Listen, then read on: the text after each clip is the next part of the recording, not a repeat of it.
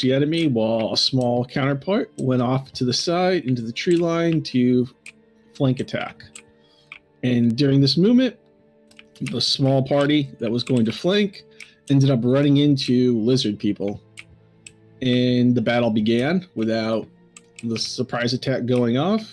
And after an epic battle and 2 fireballs by yours truly, we overcome the enemy with minimal losses. And then we have looted the enemy, because that happened afterwards. I just did that real quick by myself, no big deal. And the loot is in party chat, or loot chat for those to look at. And now we are going to recover and continue the journey. So that was a great combat synopsis. Try to lean more into the story side of that, but that covers that. That was like 3 hours, dude. We were hiking through the mountains. I don't think we fought the giant, or we were with the giant last game. This was after the giants and after we're looking for the This was just lizard folk. We're looking for the thing. The cabin, I believe. I know what we're looking for. Yeah, so you guys were basically looking for the cabin, and you obviously come across these obstacles. Anyway, it's led you into following the last thing you guys heard, somewhere along the lines of location of a cabin, which houses these specific instruments that are utilized for harvesting ironwood.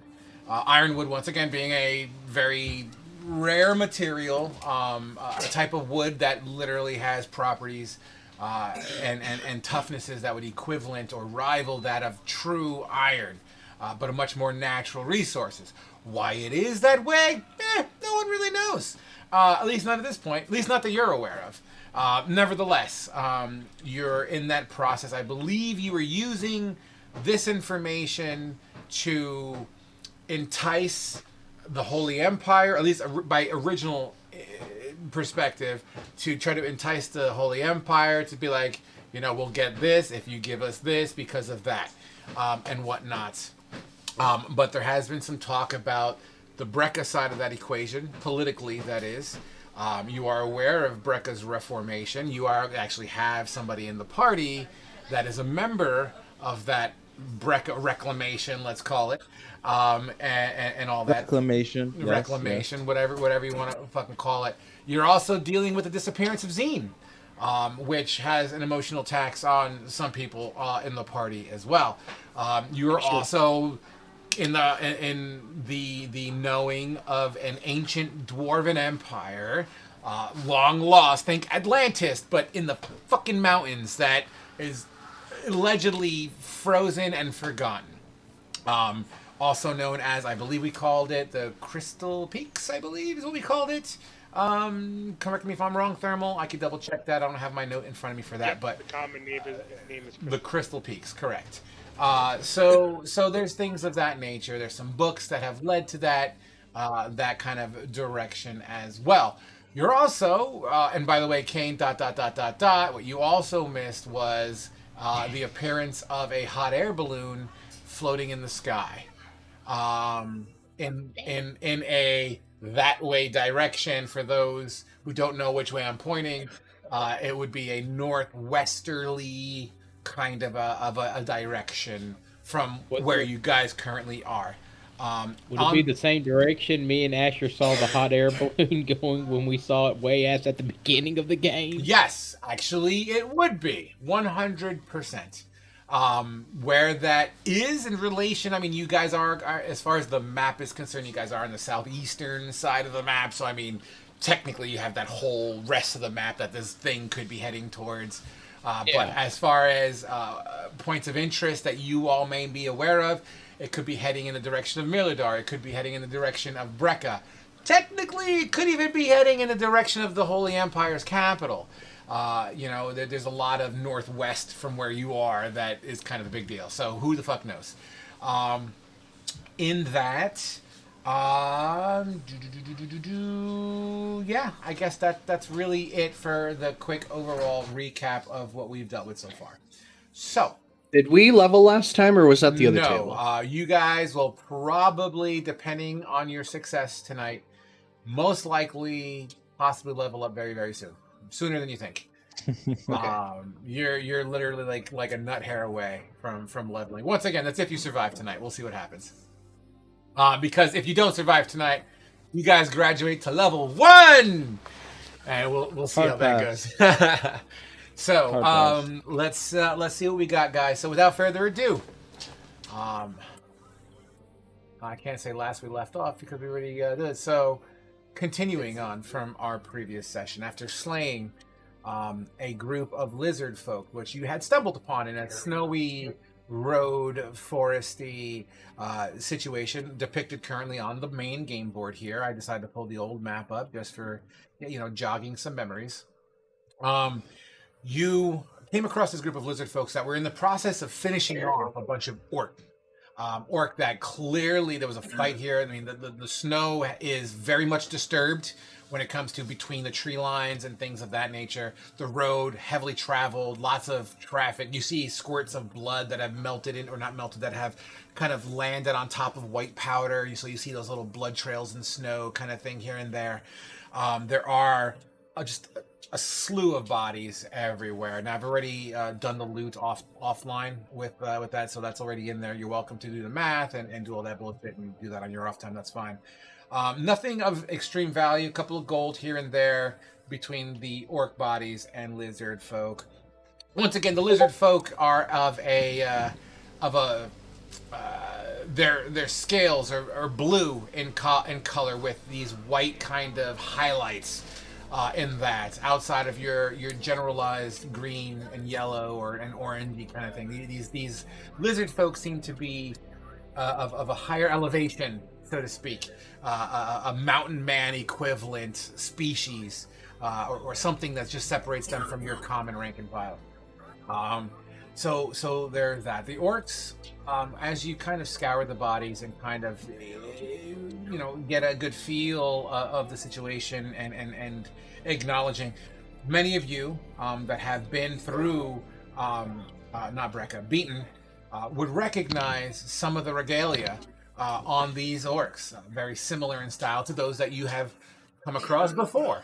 Whether or not they came from Beaten or not is unbeknownst to you guys. You wouldn't know that anyway. But, as far as many people are in this region, an orc is an orc and is an orc, and who gives a fuck? They're bad, kill them, blah, blah, blah, blah.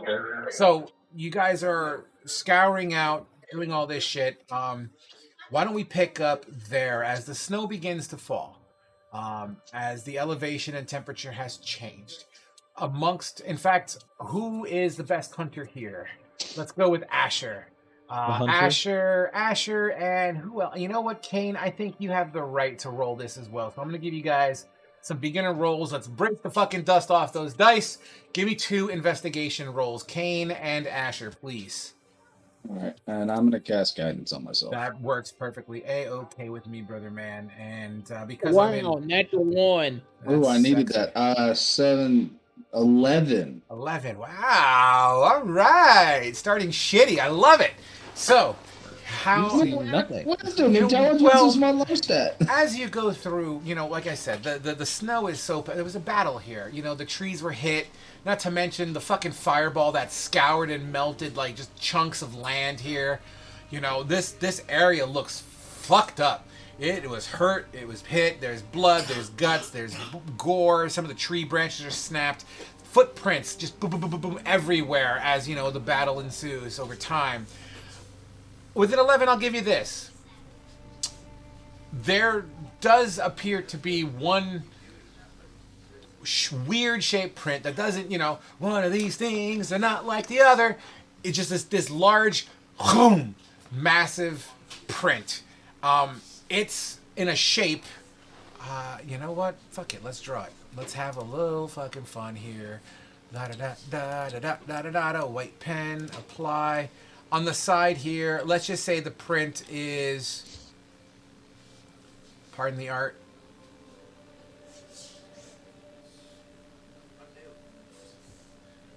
and it definitely has like this absolutely appears like there's a heel, and I spelled heel wrong, don't mind me.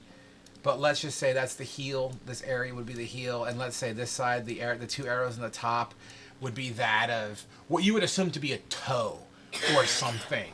You know what I mean? It definitely is off. Just looks weird. There's no symmetry to it. It's fucking awkward. It's awkward enough that an 11 to you is going to be like strange. It's weird. It weird. Doesn't. Just for clarity, I guess, and I don't know if I know this with an 11 or not. Does it look at all similar to like what we thought were like dragon footprints that we saw in Beaten? You know, coming from who you are, what you've done, and where you are in your life, I would have to safely say that amongst all the footprints that you may have come across in your life, you have never come across. And the only reason why you even think it's a footprint is the distribution of weight, right? Like the heel is sunken in more, like the toes have this grip to them, the way it's just embedded into the snow. It's the only, it seems to be weight bearing. So that's the only thing that really you were like, oh, that's a little weird. Okay. Then I'll kind of call the group over, but not letting them step on the. One other thing too, how big is the footprint? Like, is it human sized or like is it fucking massive? In D&D terms, let's just say it looks like a large footprint. Okay, that's a big foot. Yeah, I'll call the rest of the group over and have them kind of, I'll point it out to them like, hey, weird footprint thing. I think it's best if we avoid this. I think we should. So the cabin should be around here because we traveled the amount of time based on the spell that it said that it was a good idea to go here. So the cabin should be right around here. So as Oscar says that, obviously he's going to be like, he should be around here somewhere. Give me a perception check, Oscar. As you are discussing this with the team, and you're looking around like he should be around here somewhere. I guess I got a nat 20. Fuck my guy. Okay. So you're looking around, and it's a snowy day. There's an overcast sky. It's gray. It's dreary. There's blood in the ground, but the white really brings out this clarity, white light around the area. And although there's condensation leaving and evaporation that happens naturally off the terrain, just over the canopy, over yonder, you do see like cutting through some of the tree line. What seems to be a small, like, poof of smoke. Wait, I thought you guys said the cabin was abandoned. It's supposed to be. Oh, well, someone found it before us then. I imagine the lizards did. Frog, one of the things, I imagine Asher is still just examining this footprint because it is so strange to him. If Asher's curious about it, I agree. I think he would be. Yeah, and he kind of has this like moment of thinking about it. Before we met Oscar, when we were coming back to Beaten, we found the kobolds being attacked by this weird troll-esque looking thing with the black tar on him. Yeah. He was pretty not the tar. Deformed, wasn't he? He was what? I'm sorry? Was he pretty fucked up and deformed? From what Asher saw of him? He was still an identifiable creature. So to that effect, I'm going to say no. I don't think deformed would be the word I would use. I would use altered, but not deformed. Okay. So this, because he's kind of running through like these process of elimination things, and that popped into his head, and I was wondering if, because it's been a while since I don't remember seeing that. This couldn't be something from that. If he's spending some more time looking at it, it doesn't seem like that would have been it. Is my question. You would put 2 and 2 together, and I think Asher would absolutely make that correlation. Yeah, and then with Oscar pointing out like, hey, the cabin's that way, and there's smoke coming off of it. which direction is this like footprint facing? Is it like going towards the cabin, away from it, off in some other fucking direction? Hello, random child behind Frog's right shoulder. It's my son, Cody. What's up, buddy? I'm working. You did your chore? Cool. Go do something constructive. You take a shower? Good. Give me a kiss. I love you. And get the hell out of my face. I love you. I love you so much. Go play. He came in from the darkness. You have school tomorrow, so if he pulled out a knife, I would have not been surprised because that's how like my pants. I would have been like, oh damn. So Zoe! Zoe comes out of the darkness and is wielding a knife. Fitting with the nature of death shows up. So the Raven Queen. The answer to that question is it based on the, you know what, fuck you, roll an intelligence check, just straight intelligence. Let me see if you're of mind right now, and tell me what you roll, please. Can I put? No, this isn't a skill check. Never mind. No, it is a skill check because I'm telling you, you're using intelligence. I'm calling this a skill check, 100%. So you can, I'll let you guidance yourself. That's fine. Okay. An 8 total. You know, it seems, you know, based on the weight distribution, it seems to be heading east, which, you know, where the puff of smoke is, that Oscar had acknowledged and was like, meh.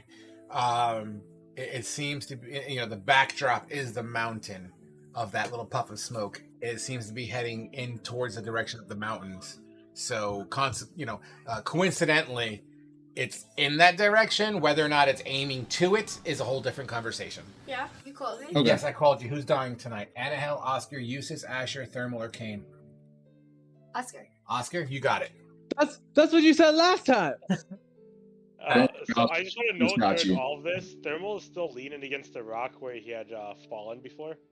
Ray, we got you back up, right? Yeah, I got you back up like right at the end. Yeah, he's back up, but he's just leaning against the rock where he had fallen. That little child has it out for me. So, I just wanted to note that. So. Awesome. So, so there's that. So while all this is going on, Kane, I know you purple demon baby, but you're back. And as far as you're aware, there was this big lizard folk fight, dead orc on the floor. You guys sort of ambushed. Some lizards came out of the fucking woodwork and tried to surprise you guys. They got fucked up. That's your setting. Yeah, we had lizard that lift ass, lizard that lifted dick, lizard that lifted boobies. Oh Jesus, not this. It was great. Wait, hold on. Don't worry about it. Why was it said, "Oh God, not this"? When Asher Because there was a lizard. He called him lizard that lifts. And then let it. Lizard that lifts B. Lizard that lifted C, which died like super fucking quick. So we never got to come up with a fun name for it. And then lizard that lifted D. So of course it was ass, boobies, or ass, booty, and dick. Yeah. Okay. Right. Yeah. Well, out of character stuff for you there, bud. You missed a Okay. good one. I was just wondering, like, it seems like I missed a lot. Because Frog kept losing them and like track of them. So like, ass is here, dick is here. I'm still learning D&D Beyond.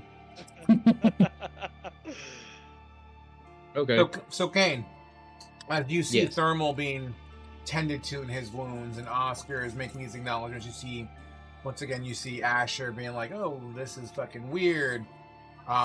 We haven't quite got to Thermal fully yet, as he's kind of coming to, probably hunched over a little bit, catching his breath, something of that effect. We haven't quite touched upon Annahel yet, but what would Kane be doing in this moment?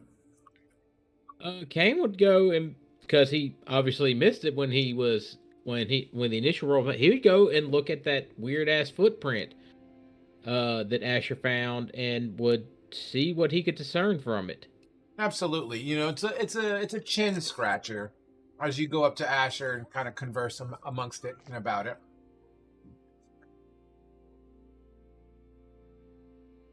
I'm not sure what it is, but you can see that somehow, and it's from tracking things. It's got a weird deformed like step pattern. Yeah. It favors the inside of its foot a little.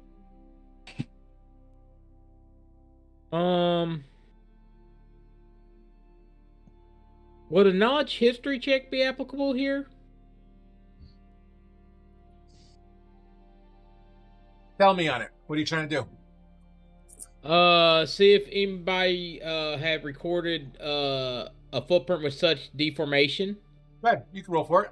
You can certainly try. I'll give him guidance. Sure. Wow. It's not going to help because I rolled another 1. Where do you have inspiration? No, I don't know if this is worth an inspiration. It's not worth the inspiration, but... You know, you look at this footprint, and you're trying to go through your fucking little Rolodex. Nothing's coming to mind, but as you really think about it, roll me a Constitution saving throw. Okay. Gets a migraine.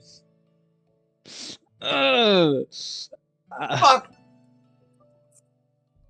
Thinking hurts. What is it? 16 total. You feel a piercing pain in your ear. Enough to just kind of like you just kind of, this like an earache almost, but it's enough to be annoying, and you just kind of like tilt your head a little bit. But, you know, no real permanent damage, just more of an annoyance pain, like you're getting an ear infection. Do I see him do this cringe? I don't know. You tell me, Asher, or excuse me, you tell me, Kane, did you cringe? Kind of fiddled with my ear and kind of tilted my head. Do I see him fiddling with his regular ear, he's or the right. One that's... Oh, okay. The one that's missing. The one that's missing. Phantom pain. The hag. Asher just looks at Kane, seeing him mess with the missing ear in the footprint, and has like a kind of an aha moment. Do you think it could be the hag? I mean, wait. We got all the pieces that she took from me, didn't we? I mean, she only took an eye and an ear, as far as we know. She could have taken your hair as a piece of your hair. She took Thalia's before, remember? Yeah, but all my luscious locks are still here. Well, we weren't exactly paying attention to see if there was one that was an inch shorter than the others. Yeah. But we also got the doll that she... Yeah. She could have made a new one. I guess so. And whenever she's in her true form, it does look a little hideous. I don't think...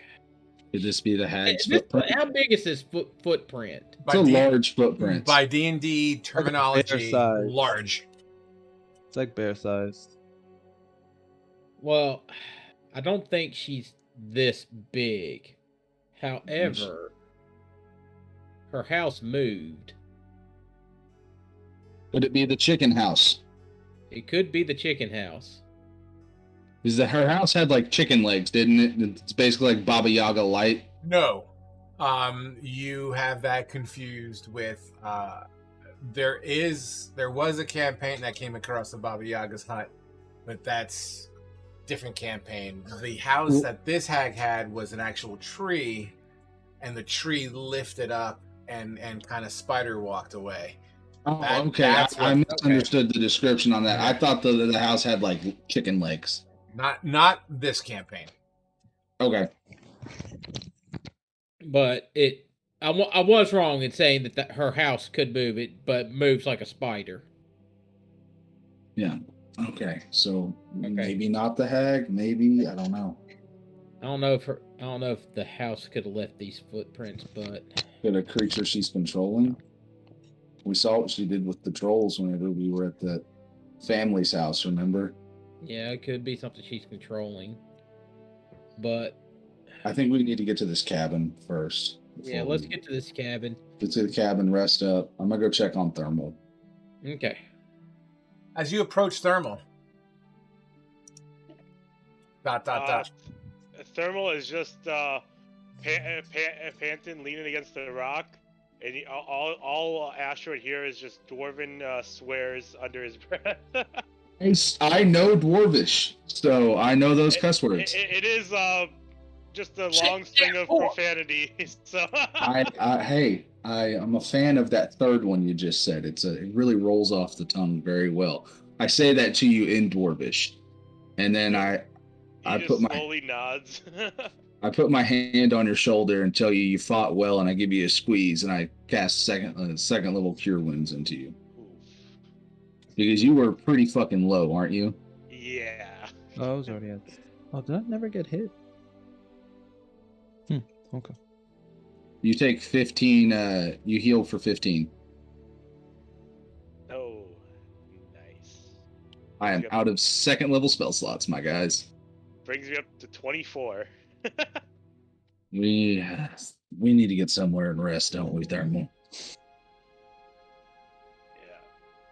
And just in Dwarven, just he points to the lizard he cleaved.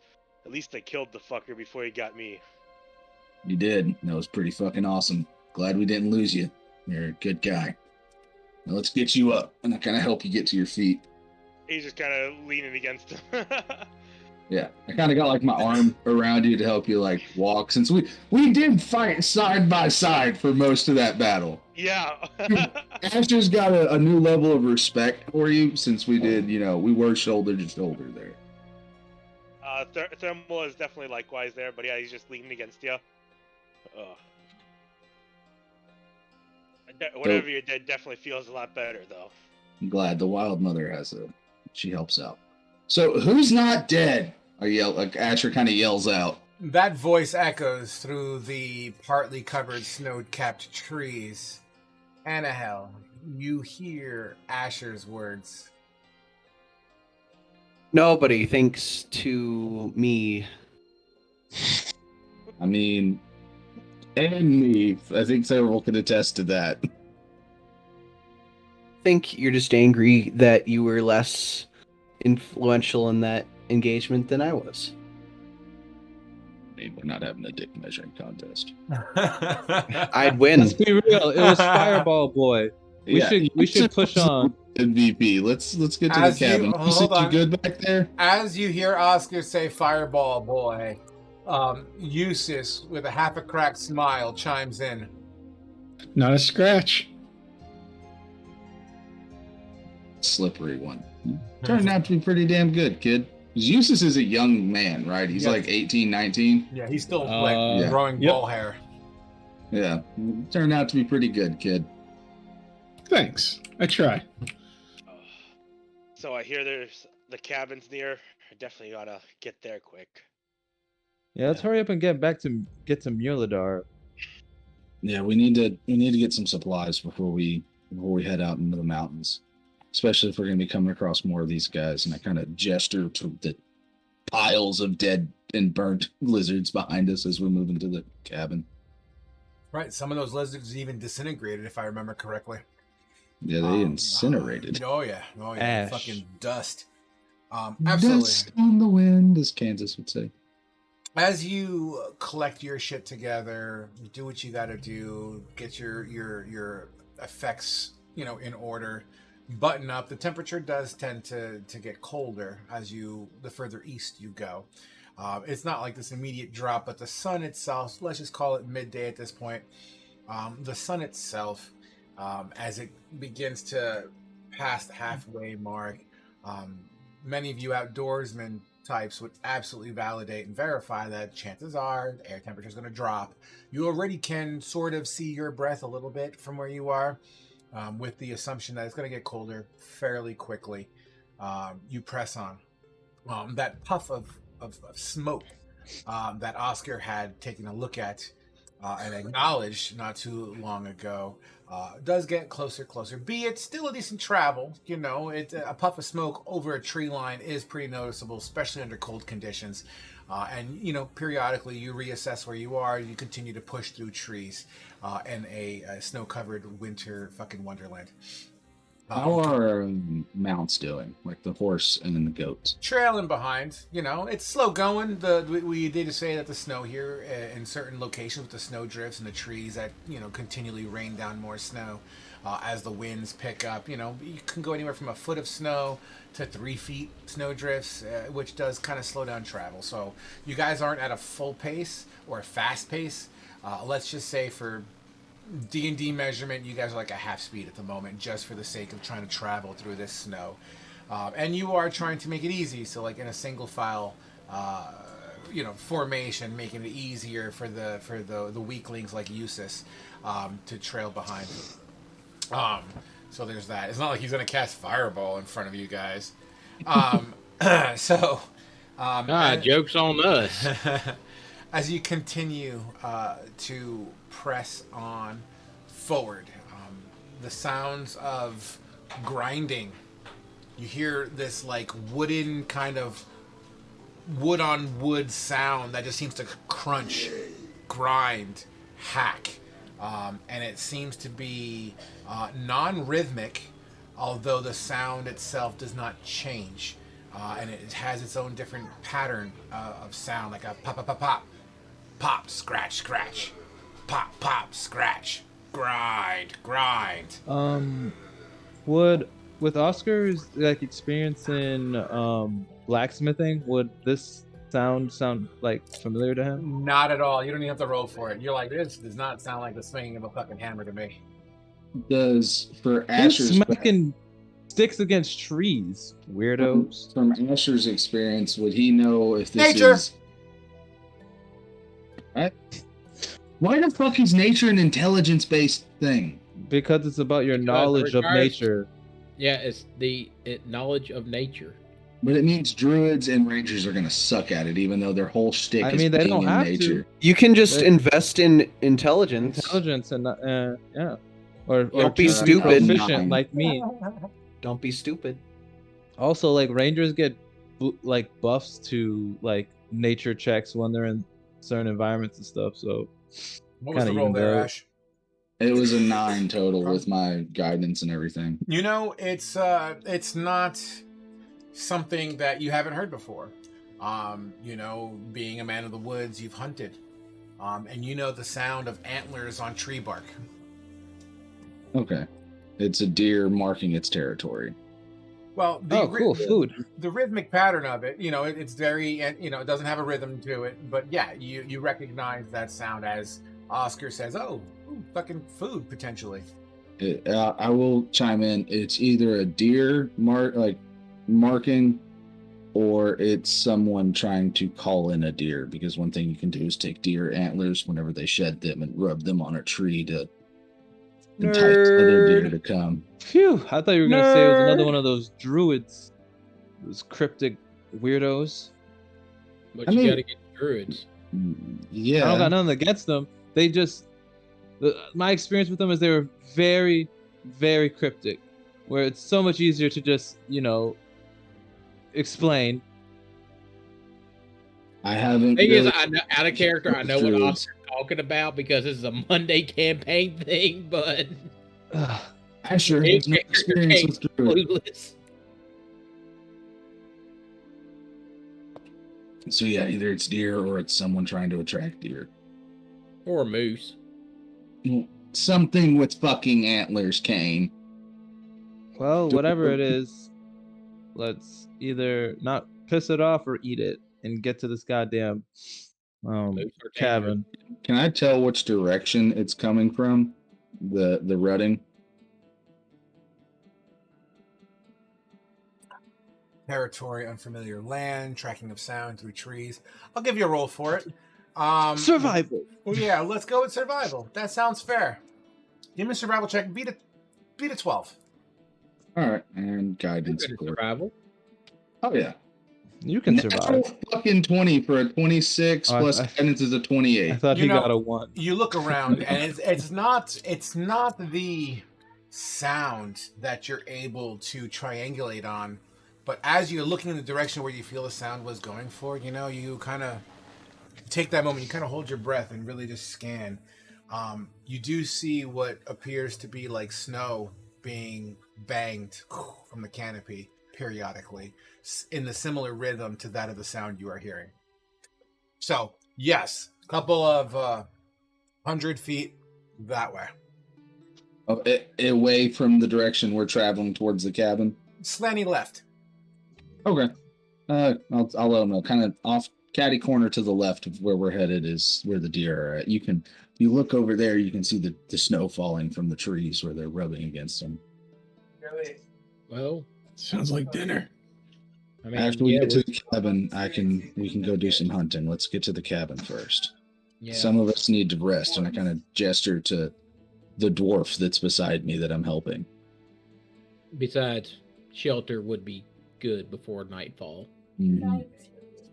You continue to press forward as the sound of snow crunching under your feet continues to just be the main sound you hear. That rhythmic thumping and grinding sound grows more apparent and louder. Even though it is slanted left, you will have to kind of generally walk in that general area. So periodically, you would be getting closer, although not close, but closer than where you are now. As that rhythmic pattern gets louder and louder and louder. Everyone roll me a perception check, please. Let's get everyone's dice dusted. Is this based off sight or only sound? That is a nat 1 from Annahel's first roll for the night. Why don't you... Fuck you, Oscar. Is it based off of sight or sound? Technically both. So, okay. Yeah, Oscar, why don't you give me advantage because of your cape? I got a 16. I got another nat 20. That's 24. Ooh, spending them. I'm wasting them all on visuals. Wasting them all. 20. Fuck. Can you guys hear feedback on my microphone at all? Like, I'm hearing the background of whatever's going on behind you, I think. Yeah, I hear talking. Is it loud or does it get covered? Like, is it very Not periodic? loud. It's just like every once in a while I hear, Gotcha. I was... From my perspective, it seemed like it might be a little distracting. Well, I got kids behind me. That's probably why. I know. Yeah. I know. And I haven't been You using. know. I've been using voice talk for the first time in like for fucking ever. So I'm trying that out. Devils, quieter, please. Thank you. All right. So back to where I was. I apologize. Yes. So someone rolled in that 20. Who rolled above a 13? I rolled a 16 total. Okay. So yes. Anyone who rolled above a 13. You would see, like, from behind a tree, you would see the occasional antler. Let's just say a tree 100 feet out, solid 100 feet, and this antler just kind of periodically whips from out of line of sight into line of sight and goes away back. It's almost like if it, fuck it, I'll just draw it here. Okay. Boo. It's better if I do it this way. So let's say this circle represents the tree. It's a really big tree, but not really. And let's just say this rectangle represents the creature. And let's say this X represents the angle that you guys are looking at it from. So periodically you would see, antler kind of swinging out from behind the tree here and there. And the antler itself, at a glimpse, they don't look to be symmetrical like a normal antler would be. You see like broken pieces dangling from shards of bone or whatever that keratin is or whatever. And they're shattered and you see like skin kind of hanging off of them a little bit. Like they're going through molts? Because deer actually do molt the skin off their ant. They don't usually splinter them though. No. That thing might have the gunk on it. I've noticed that things with the gunk the pain will sometimes drive them to want to die. I'm assuming gunk. By gunk, you mean the tar black substance? The black tar stuff, yeah. And do these look like deer antler, elk antler? Caribou? Could be antelope. It could be rhino. Let's just say more deer based, I guess, because he's right. The antlers do have very different appearances. I'll give that one to you. They seem to be buck-like antlers. Rune bucks. If y'all want to hang out here, I could go take a closer look. I am pretty good at being stealthy. I don't. I mean, if it's covered in that tar, I want to put it down. It doesn't deserve to be going through that. I'll go with him. I'd prefer if you just stayed. I think I'm just as sneaky as you are. I don't make footsteps. I don't make sounds. What happened to your feet? I have boots of elven kind. I don't make. We any cut sound them when I off. walk. We were making too much noise. As he says these boots, he kind of flicks his leg upside down and kind of grabs his ankle and points to it. Yeah, I know. I used to have a pair, but I gave them back. Yeah, I know what the shoes do. All right, fine. Hurry up. I mean, you can go if you want to, but I'm not used to having someone that can go with me. Why complain? Why don't you go stealthy for me, buddy?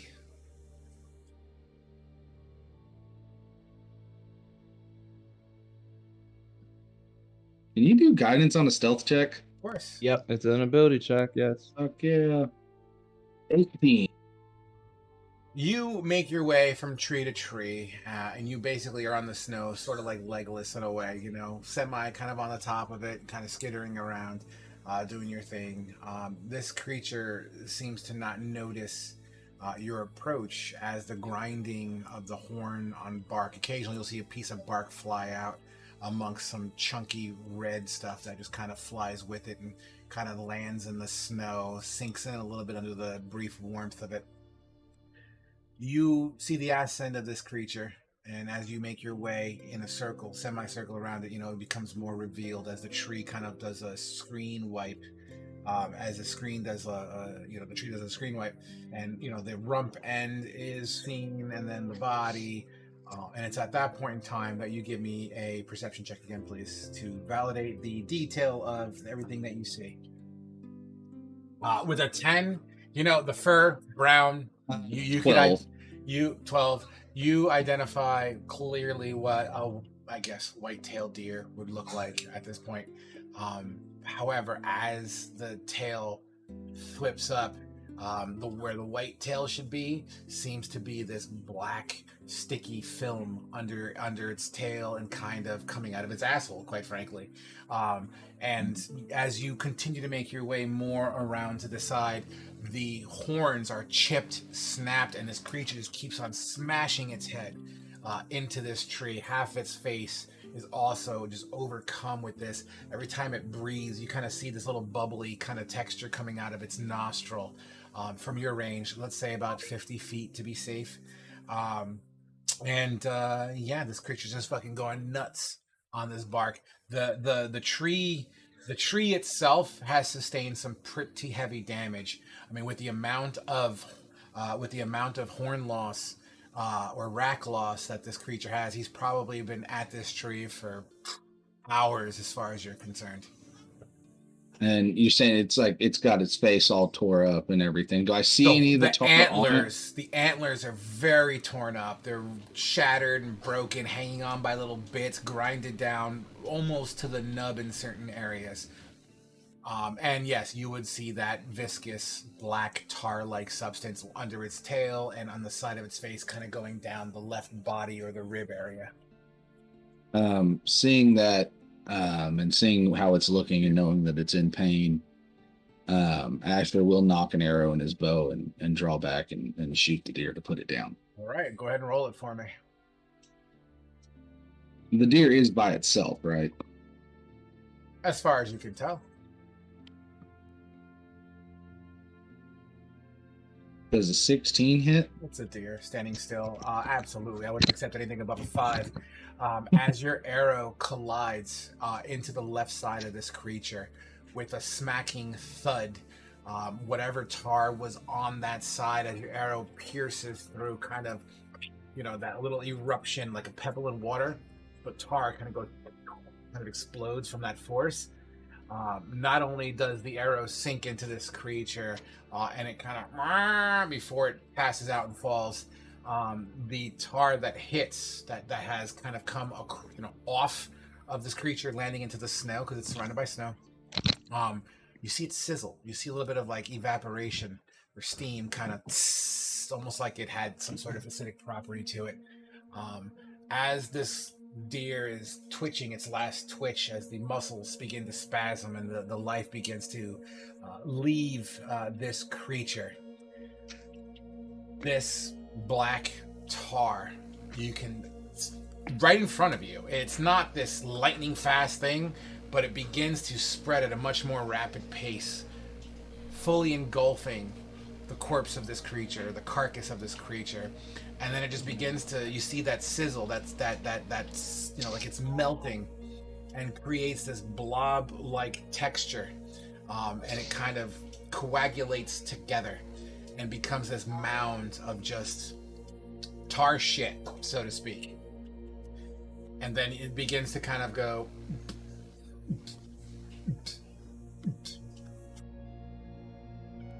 Asher just stands there and kind of watches it for a minute, watching that happen. As you're watching it, it then begins to twist and swirl a little bit, almost like like a chocolate cone. Kind of one of those kind of twist formations. And as it twists, it seems to be getting smaller and smaller and smaller. At this point, it started off a big blob the size of a deer. It's, let's say, the size of a beanbag chair. Asher's just kind of thinking to himself that, this is not right. This shouldn't be happening to nature. And this goes against pretty much everything he believes in. His whole religion is the whole balance of nature and everything. It's now the size of a basketball. Asher is just going to turn and and head back to the group, at least knowing now the deer's just as you turn, and the ball is now deflated down to the size of a tennis ball. And comically, I'm not going to say you hear this, but it's almost like the sound of a drain. You just see this tar disappear from sight. And if you want to get closer, you can. From where I'm at, can I see if the snow melted around where that tar spread out? Absolutely. It is now. I really don't want to get close to it because I know it's, not cool to get it on you. I really don't want to get much closer than I am to it. So seeing that, that's when I'll turn and head back. Before you turn, at least give me a perception check. Appease me. You have to roll really high for me to tell you what I want to tell you. But I don't want to take away your action economy. So if you wish to turn, I'm going to give you one glance at it. Okay. There seemed a 30 total. That's fucking beautiful. Okay. He had LASIK. 26 plus a 4 from guidance. So you see the molecular you see the future. And no. So there absolutely, as you turn, you can't help but notice that there's this fissure in the ground. Left. No bones, no carcass. Nothing, just this fissure that you are unaware if it was there before or after, but whatever this tar was, you would put 2 and 2 together as if it kind of made its way into this fissure. Now that changes things, because no, Asher's smart enough to know not to investigate shit without backup. He's a scout. He knows when he's over his head. He will definitely take note of that there's a fissure that formed now, and he'll go back to the group. You make your way back to the group. Where's dinner? I'll relay what I saw to them. As as Annahel, with a very salivated mouth, asks you, "Where's dinner?" Not on the menu. And then I regurgitate what happened. We don't need to spend 10 minutes. He literally regurgitates and then tells us what happened. It's fine. I don't know a lot about that gunk, but I do know that it can be destroyed via fire. Just make sure you don't breathe it in. Okay. Oddly just don't breathe it in. Like the fumes, or whenever you're burning it? Yeah, the fumes of when you burn it. It can be destroyed by fire, but don't breathe it in. Don't breathe in the fumes. You'll get fucked up. Point. So, I'm debating. I'm having an inner conflict right now. If I should clarify that statement, Oscar, or fuck it. Let nature take its course. Go ahead. How? I'm kind of with Kane. How do you know this? Because I've fought a bunch of shit with this gunk on it. Fought griffins, people, a dragon, more people. Wait, Yeah. hold on. Was this when we were in Brecca? Like, is this stuff? No, this was before Brecca. Where were you at before Brecca? In between Mirador and Bestow, there was a normal forest, and then there was a fiery forest. In the area around the normal forest is where we faced most of the beings with that gunk. Add a character, the Brain Woods. The Brain Woods. So we're between Bestow and Mirador, kind of. So y'all were in the same area as us. Frog, would Oscar know the? Because this is so long ago, so I don't fully know if like Oscar would know this. And like, in case the character related, but like, does Oscar know of like the demon slash like sort of connection this shit has because of all the shit that they who shall not be named was doing with the gunk? You lost me. Remember I forget their name because I hate them so much, but the Senra, yeah. What about them? So they were the one that was doing all the hijinks with this shit. Several other people accidentally breathed it in and got like really like fucked up from it. But Senra was purposefully like huffing the shit. And they were like, someone turned this shit into like black tar heroin. Yeah, and out of character before that player, and out of that player before he went fucking stupid nuts drama face. It was a really cool fucking story arc. It was a really cool story arc. Before they were always fucking nuts, but besides the point. Yeah, let's just say he wasn't the greatest player that's been in Telrun. But I digress. Of course not. That's me.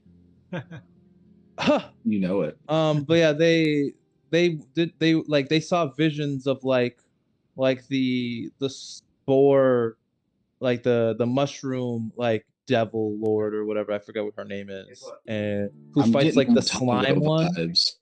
And Oscar did fight against those druids that were with the gunk on them, and they also like mentioned the mushroom, like they mentioned her name. So like so yeah, Oscar would say the part that he remembers, like this part that I know for sure he knew. The stuff about there were people that had the gunk on them that were like sentient. They weren't like they weren't like controlled by it. They like had it in them, but they were like they had their minds to them, and they proclaimed the name of that devil lord. And then I'm debating if I should give you the name. She's like in the abyss. She like of all this mushroom and shroom thing, she's like the progenitor. She fights against like the ooze demon lord because they share a level in the abyss. Are you saying demon or devil? Because it's important to know. The ones that live in the abyss.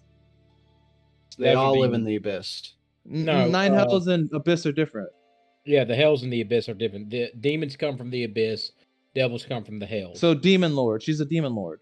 And there were like these druids that were like followers of her that had the gunk on them. And they also got them on these griffins. It was a whole thing.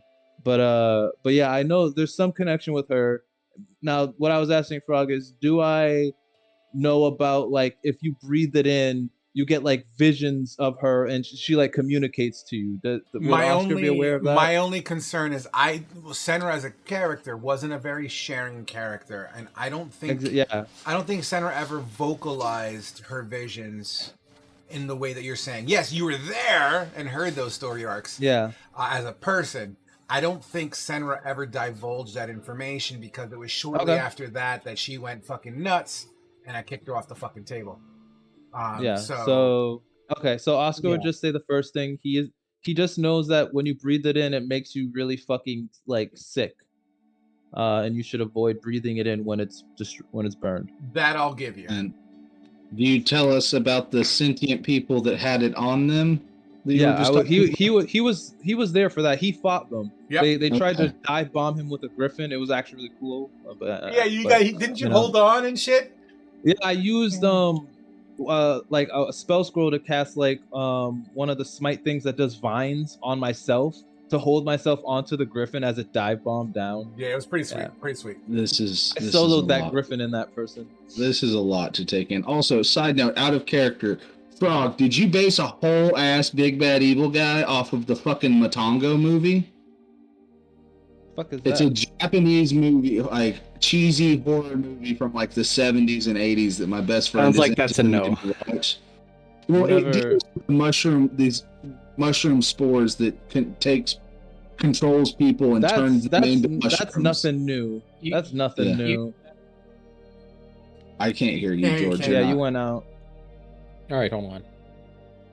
Look, you do know that's the plot of Resident Evil 7. Yeah, right? And the plot of fucking Last of Us, and the plot of many other forms of media. Describing it, it sounded exactly like the plot of this fucking movie. This cheesy Japanese horror movie from like the 70s. That's. Are you saying that Frog is cheesy as a writer? No, I was just. Wow. You should call your daughter and tell her to say he's gonna die instead of me. In my defense, the fact that I know this niche movie that is actually kind of cool. I am not going to tell you anything else about this story arc.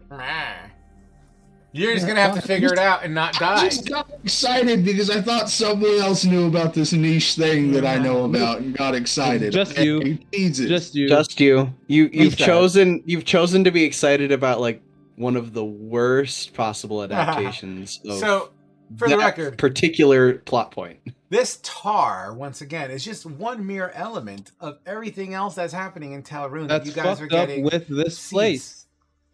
Tal'Rune's a very chaotic place. Oh, hey, look, the cabin. Guys, look, the cabin. Let's get to the fucking cabin. I need a drink. Absolutely. You guys. Hey, I can watch Matango on Tubi.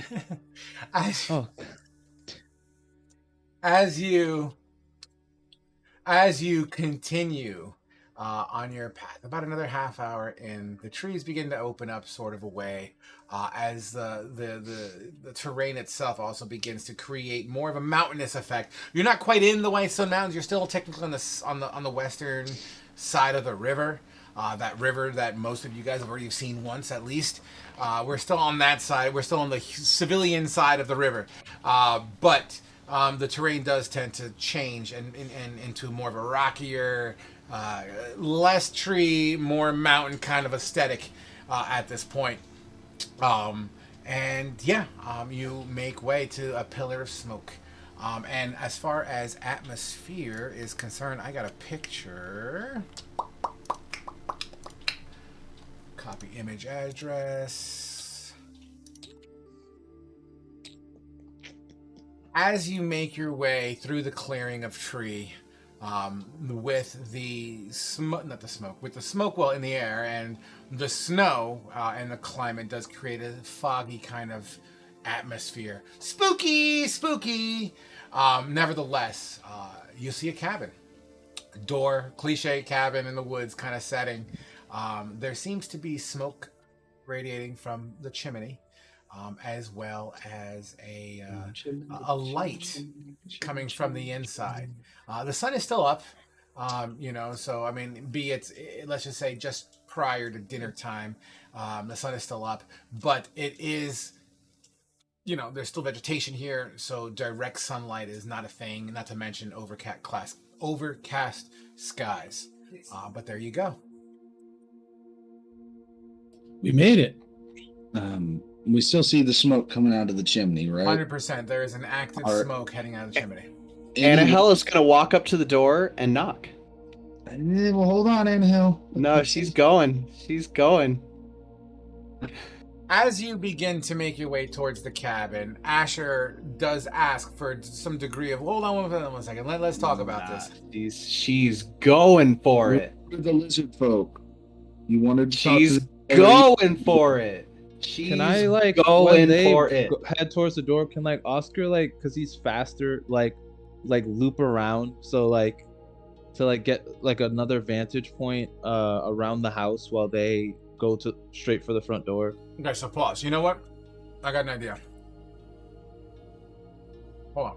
I'm You not guys gonna never stop. let me have it. but You I'm guys gonna- never let me have any fun. I'm not gonna stop Anahil, but I am gonna follow her. I'm gonna let her. I'm gonna let her do her thing, but I am gonna be there to back her up.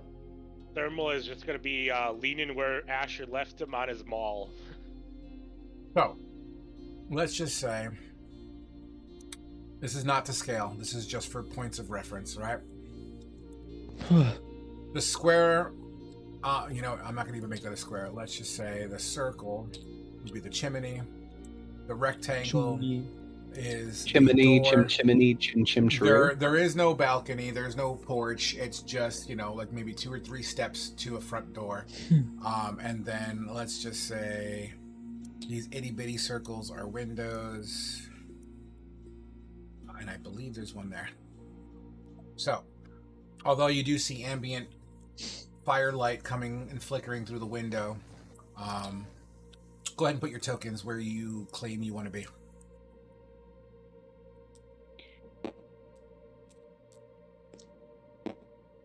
So this dot right here is a window. Those small circles are windows, yeah.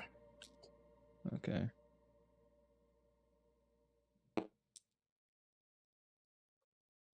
I love it. I love that somebody is so insecure about their own height that they make sure Anahel's height is super small every time I come and touch this token.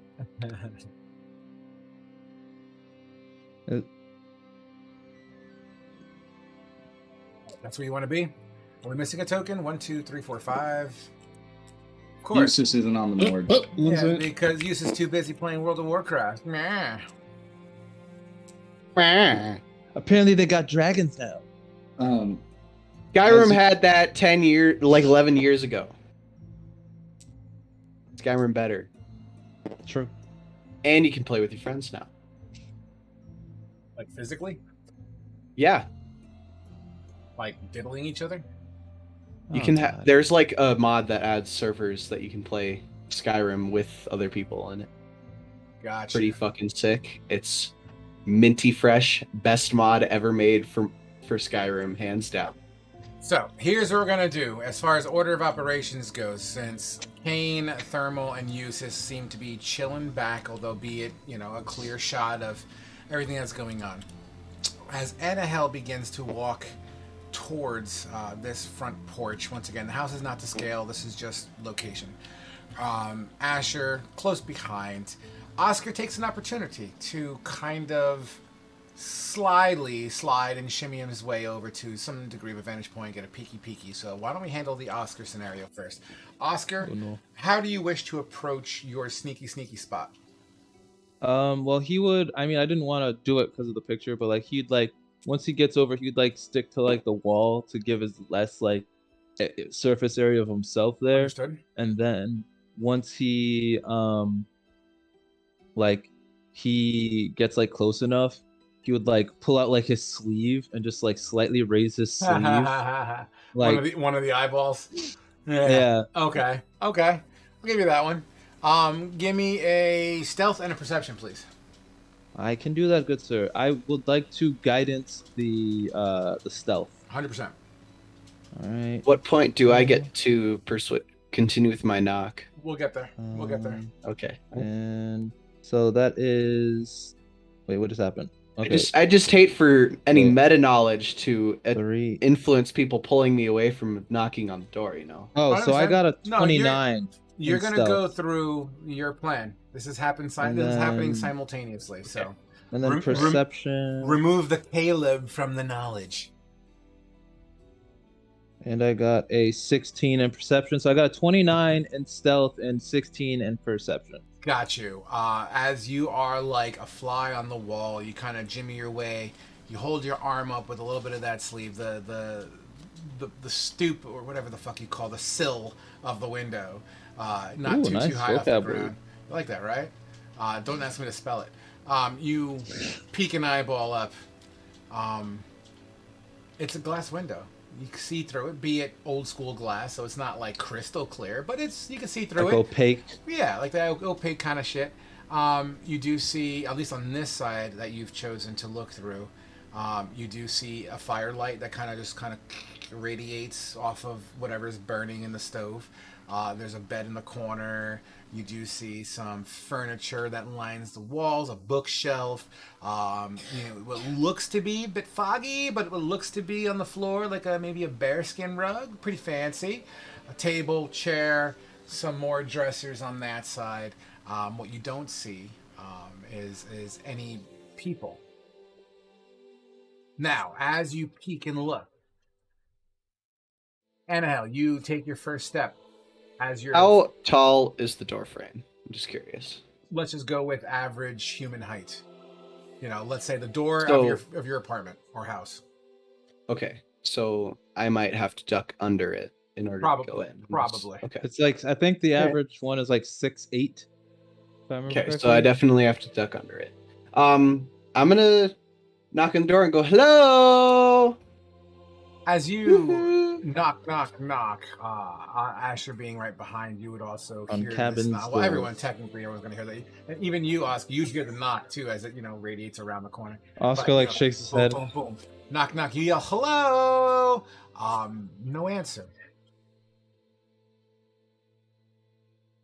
See, Asher, not everything is always awful every single time. Just most of the time. You die! Sorry, go ahead. Do what? I said, boom, you die! Oh. A pit of despair opens up. Sorry, go ahead. I'm sorry. Secretly a mimic. The house is a mimic. All I wanted to do is, as she's going to knock, I just kind of wanted to look around on the porch to see. I'm assuming that we're on a porch. It's just a stoop. It's just stairs to a door. There's not even hand railings. And literally, it's like 3 wooden steps. It's nothing fancy. Then, as we're walking up, I would have been looking around had there been recent activity to this before we got there? With your astronomically, insanely stupid passive perception, there's your spidey sense. And ours is higher. Your spidey sense is not tingling. And I use the phrase "spidey sense" as a common understanding of that whole passive perception thing. Mm-hmm. Well, if no one's home, let's try the door, and I'll try and open up the door. So, Annahel, you see an arm coming underneath your right armpit, and reach for the handle or door. You trying to cop a feel, Asher? No, Annahel, I'm just trying to get out of the fucking snow. My nuts are somewhere. Well, then calm down, okay? Let me do it. Hey, I earned this. I get to introduce myself to the people before you. So I smack his hand. Can I try to open a window for you? And I'm gonna try to open the door. Sure, you jiggle the door handle, the doorknob, to try to gain entry. The door handle twists about a half an inch before it has an abrupt stop. It does appear to be locked. Could I try to open the window? Sure. I don't know that he's doing that, do I? No, you're absolutely out of sight, out of mind here at this point. Okay. Oscar, how do you wish to do so? The windowsill itself is let's just say just above your nipple line. You know what I mean? So it's not like you have to jump or anything. It's within grasp. I'm just gonna he's gonna duck under it, and just see if he can if it's locked. Essentially, he's gonna see Sure. if he tries to stick his fingers under and lift it up, will it go up? As you put your fingers in hand, you kind of use friction to help push that shit up, and it opens up about an inch. Immediately after it opens up an inch, you just feel warm air coming out. That's nice. Not only do you feel warm air, you could swear you smell like an apple pie. Oh, nope, that's a trap. Hard pass. I've seen enough I've seen enough 90s cartoons to know where this is going. Guys, we should Okay. As you open it up, you smell naked women. Oscar is almost ace, so that he. How do we even? He's like Demi, so like that. That's like. Oh, someone's showering. They have the facilities for that here. That's interesting. I wonder if they have magic involved. Essentially, you smell food. You know what I mean. You smell some degree of food. Okay, so it's not apple pie. Okay, guys, this might not be a trap. Like Oscar, like turns around. He's like, guys, this might not be a trap. I'd say we're about like 50-50 on this being a trap. But I got the window open. Well, we shouldn't break in. It's not. I didn't break anything. I didn't break anything. I just opened up a window. That's breaking in, Oscar. Do you see anything broken? Maybe. I see. I see the door in front of your face. That's what you see. And I see behind you. I see you breaking the sanctity of this cabin. Hold on, I'm confused on what's in character and out of character. Oscar, did you tell the whole party that you opened a window? Yes. And he said that I smelled food, and in my experience, it's about a 50% chance this is a trap. That's why I was asking if you told the whole party, because that's going to immediately trigger some PTSD in the back of Asher's head with the fucking hag and all the other fuck shit that's been going on. And I'm going to cast Detect Good and Evil. For the duration, you know if there is an aberration, celestial, elemental, fey, fiend, or undead within 30 feet of you. Say it again, please. All right. For the duration, you know if there's an aberration, celestial, elemental, fey, fiend, or undead within 30 feet of you, as well as where the creature is located. Similarly, you know if there is a place or object within 30 feet of you that has been magically consecrated or desecrated. This spell can penetrate most barriers, but is blocked by 1 foot of snow, 1 foot of stone, 1 inch of common metal, a thin sheet of lead, or 3 feet of wood or dirt. Detect good or evil. Yeah. No, I got you. Give me a moment. His eyes do the whole green flash thing, and I'm processing. Give me a moment. Okay. Okay. I have this spell on me all the time because of the fucking hag. So, all right. First of all, what's the cast time on that thing? If I cast it, it's 1 action. Okay. I can, it's 1 action to cast it. It's concentration and lasts up to 10 minutes. Okay. Are you going to cast it or are you going to ritual it? It isn't a ritual. Oh, it's not a ritual. You just okay. cast it. I hard cast it. Okay. It's instant. Okay. So you cast it. I don't tell anybody I'm casting it. That's fair. Although if they see me, they see my eyes are a little green. Okay. Forgive me. I know what I want to say. I'm just putting it into words here. So, as Annahel and Oscar are discussing the morality and the ethical nature and the concept and definition of breaking and entering,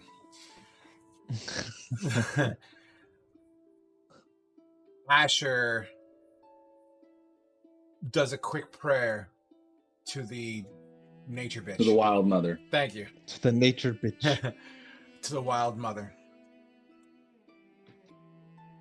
You begin to smell a foul odor that you seem to be the only one who can smell it at the moment. And as your smell, it's almost like if you were to close your eyes and the smell would be like a extra sensory perception, like echolocation, or how some people can see sound in real life.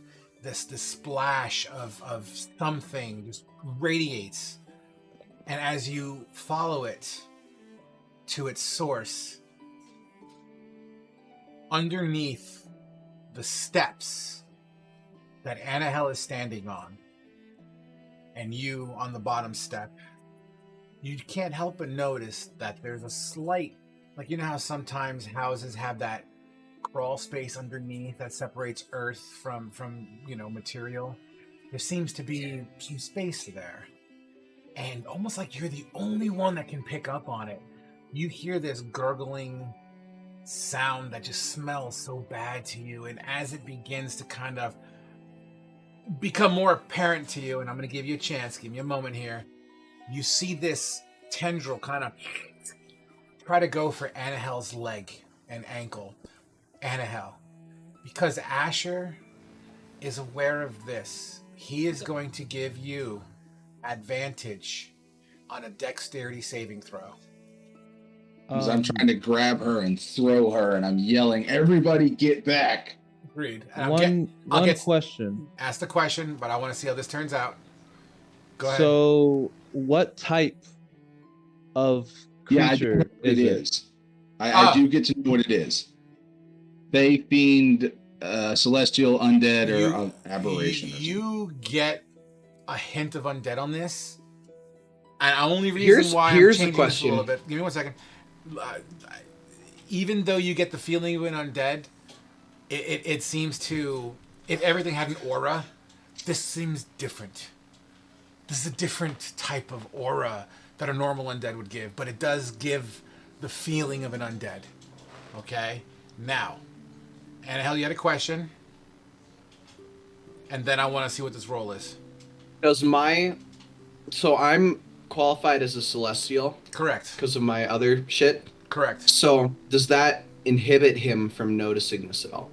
I notice all of it. Okay.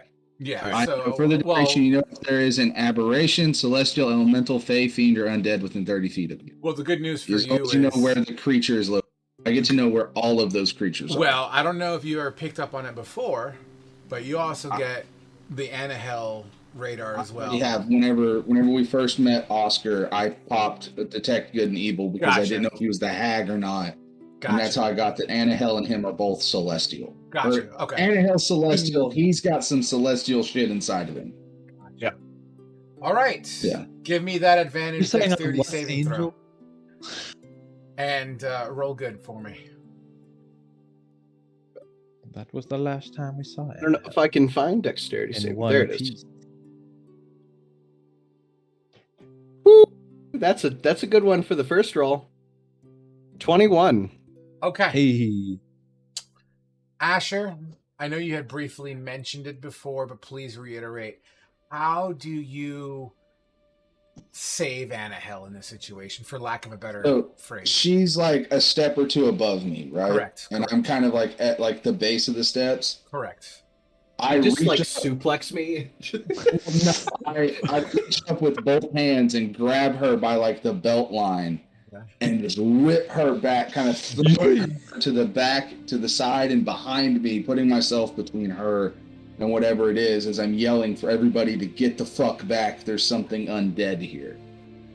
Absolutely. As you do that, you fucking stone cold stunner her. No. So as you do that, breaks her neck, she dies immediately. God, yes. In comes the new cleric. No. So as you kind of peel her back. Anahel, you were startled at first. Oh shit, like what the fuck? But crash as this tendril of just molten flesh, like a large octopus tentacle, smashes through this wooden step.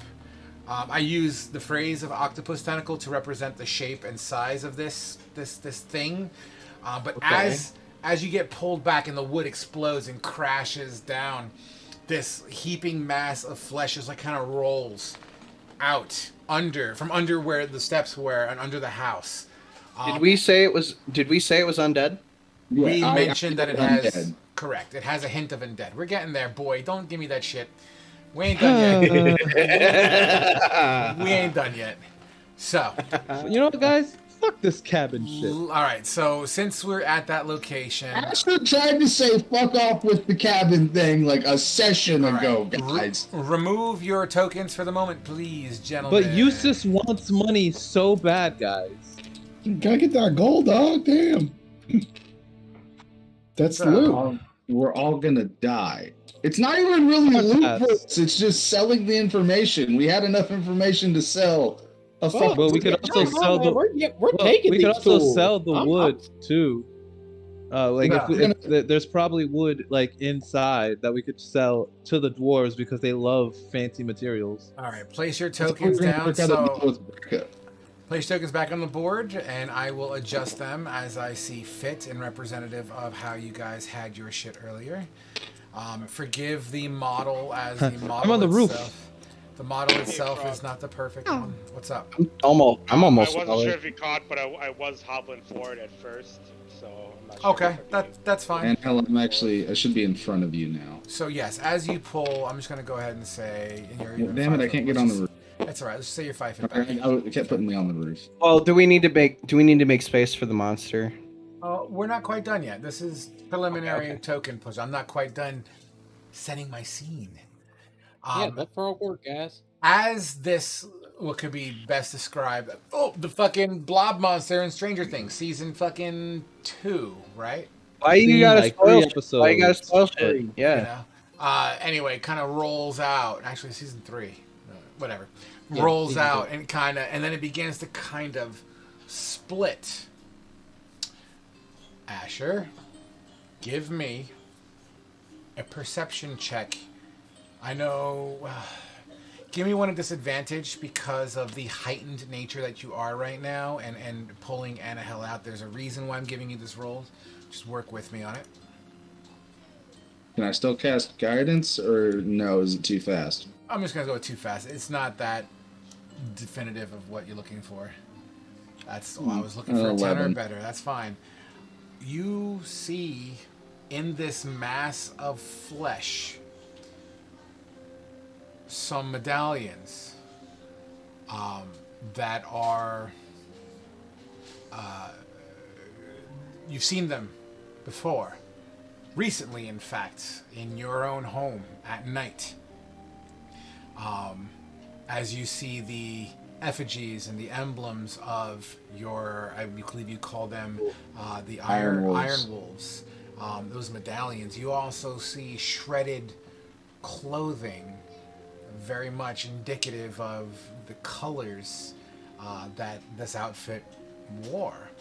In particular, a patch that was on Englyn at one point that seems very familiar to you. A very specific emblem was a representative of his home territory that you knew he was very proud of. Even though he was an Iron Wolf, he would always speak about the days of his past and his family growing up and these festivities that he would partake with his half-elven brethren.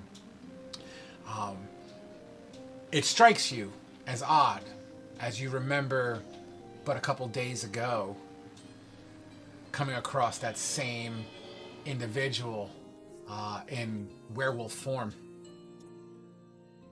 These blobs of meat begin to kind of separate. And as the material and the medallions separate, they begin to kind of grow together and morph together, getting bigger and bigger and bigger. It's the size of a large creature.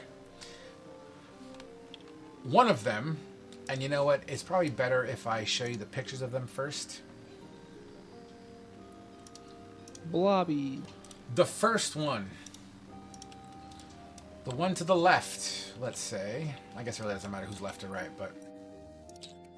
First one kind of begins to morph and appear, granted minus the armor, but the one thing that looks like you see pieces of werewolf, wereboar, were-rat. You'll see some features. You'll see some features that would, under normal circumstances, look very... I don't know another word for werewolf, werebear, whatnot, but pieces. Lycanthropic? Kind of, sort of, but almost as if they were stitched together, mashed together, and kind of mixed together. The other one... Muddled? Patchwork. Thank you. The other one is not that one. The other one... So the first one that, let's just say, has more of a wolven quality to it. The other one comes across as more brute and bear-like. As it just kind of mashes together and they begin to separate, forming on either side of the doorways. Now, as a result, I'm just going to go ahead and say you guys all jump back about 10 feet. Eustace, I'm just going to, you just jump to the side 10 feet just for sake of measurement to kind of give yourselves some berth. Now,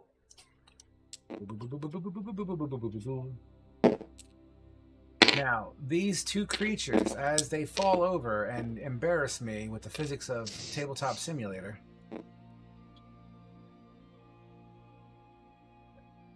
Peter, maybe you shouldn't say anything bad about the they grow. network. So Meatwad 2, let's call that the bear-like one, and Meatwad 1 is the wolf-like one. However, once again, there's like a rat hand coming out of its back.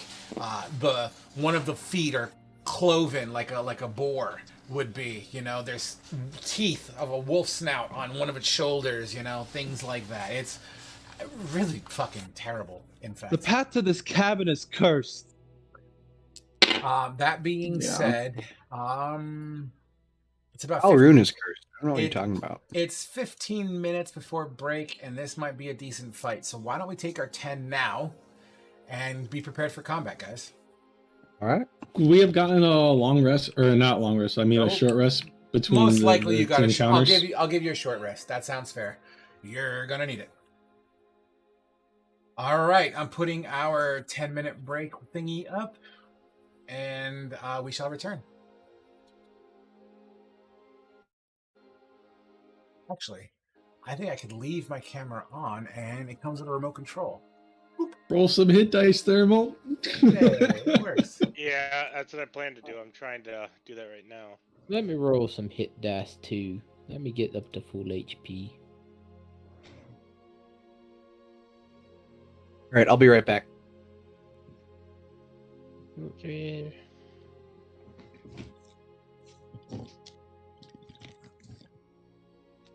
This thing look ugly as shit, man.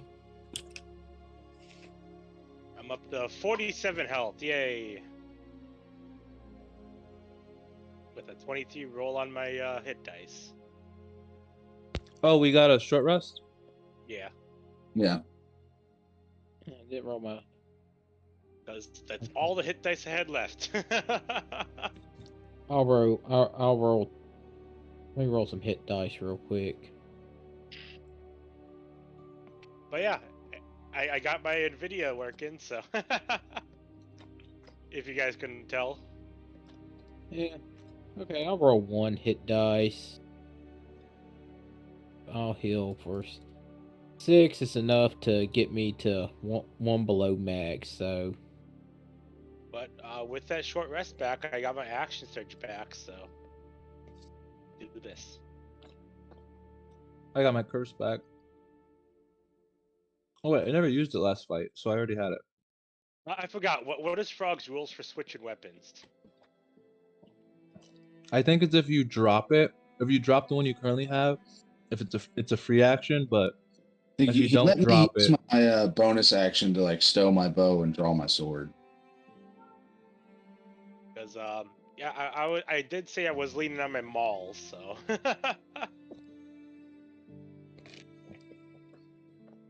I currently have a maul in my hand, not my halberd. Oh, on a random side note, I broke down the coin shareage in the loot chat. Oh, how much is it? So we each get 11 gold, 20 copper, and 1 silver, and then there's 1 extra silver left over and 1 platinum. And they figured we could put in like a communal pot or something. Yeah, I'm fine with the communal pot. 11,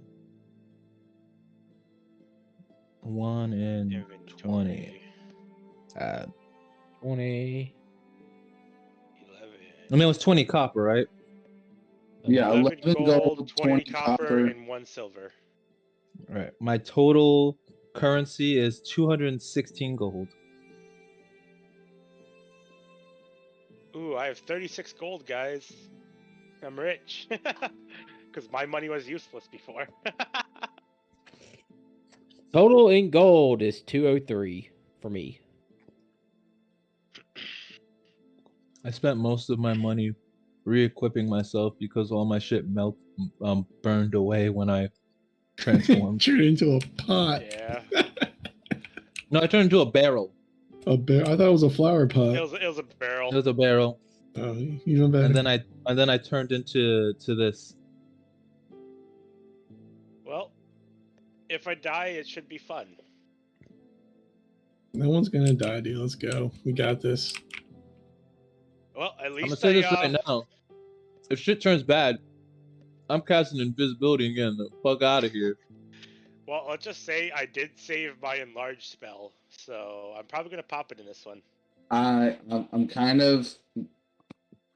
I don't know. I've got 1 spell slot left and 11 arrows, so. I only have 2 second level left. I don't have any first levels left.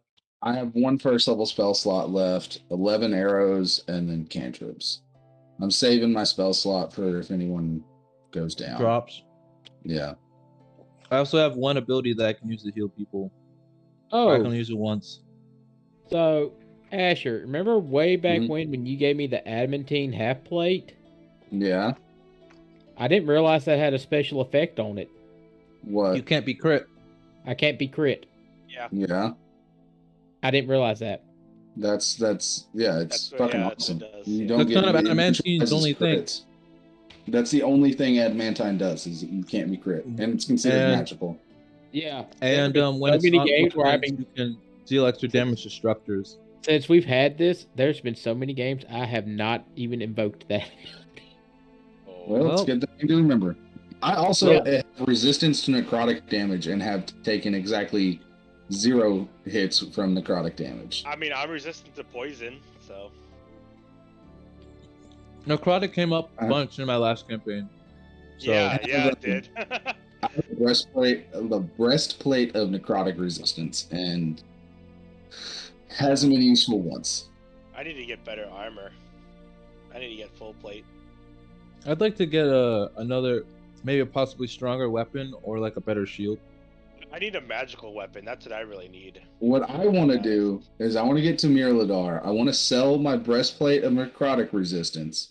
Oh, if we level up before we get there, I can. I'm thinking about taking the distort value spell. So I can magically make that shit look even more expensive. Yeah. So see, I want to sell this breastplate of necrotic resistance, and your boy really wants to get mithril full plate. Because mithril plate doesn't have a strength requirement anymore, and it doesn't impose disadvantage on stealth checks. And I have proficiency in heavy armor. That's what I was about to ask. Yeah. Twilight Domain Cleric Twilight Domain Cleric specifically gets proficiency in all armors and all martial weapons. Okay. So I really want mithril full plate because that would put my base AC at an 18 and be pretty fucking awesome. And then as we go on, I can upgrade my mithril armor. Get it enchanted or whatever. But yeah, so I definitely want to get some plate armor to at least bring up to 18. Yeah. Because being a fighter with only 16 AC is kind of, Yeah. You can start using shields. Two-handed weapons, man. That's his whole You can use a shtick is whip. two-handed weapons. You can use a whip, so you still have reach. I have Polearm Master. Never mind. Yeah. You can't use a whip. It doesn't work with spears, right? What? It actually does. It does? Polearm Master works with all pole arms. A spear is a polearm. You can use a spear. Yeah. Shield and spear. But you have to be two-handing it for it to work, I believe. What? I don't think they'd make that distinction. No, Polearm Master doesn't make that distinction. No, Polearm Master. Great Weapon Master makes that distinction because you have to be two-handing the weapon you're using with it. Okay. Which might be my next feat I pick up. I'm not sure yet, though. I'm really torn on if I want to take my next level in Cleric or if I want to take level 6 Ranger. Because with level 6 Ranger, I get Deft Explorer. I get a swimming speed, a walking speed, and a climbing speed equal to my base movement. And I'm no longer non-magical terrain, rough terrain doesn't impose any type of movement penalty on me. That would be nice. Yeah. I know for mine, I'm torn between either heavy, great weapon master or just doing an ASI. Yeah, but if I take another level in cleric, that gets me to level 2 in cleric, and I get my channel divinity, which is really helpful to the party. Is it the one that lets you share sight? No, I can already do that. That's at level 1. That's Eyes of Night.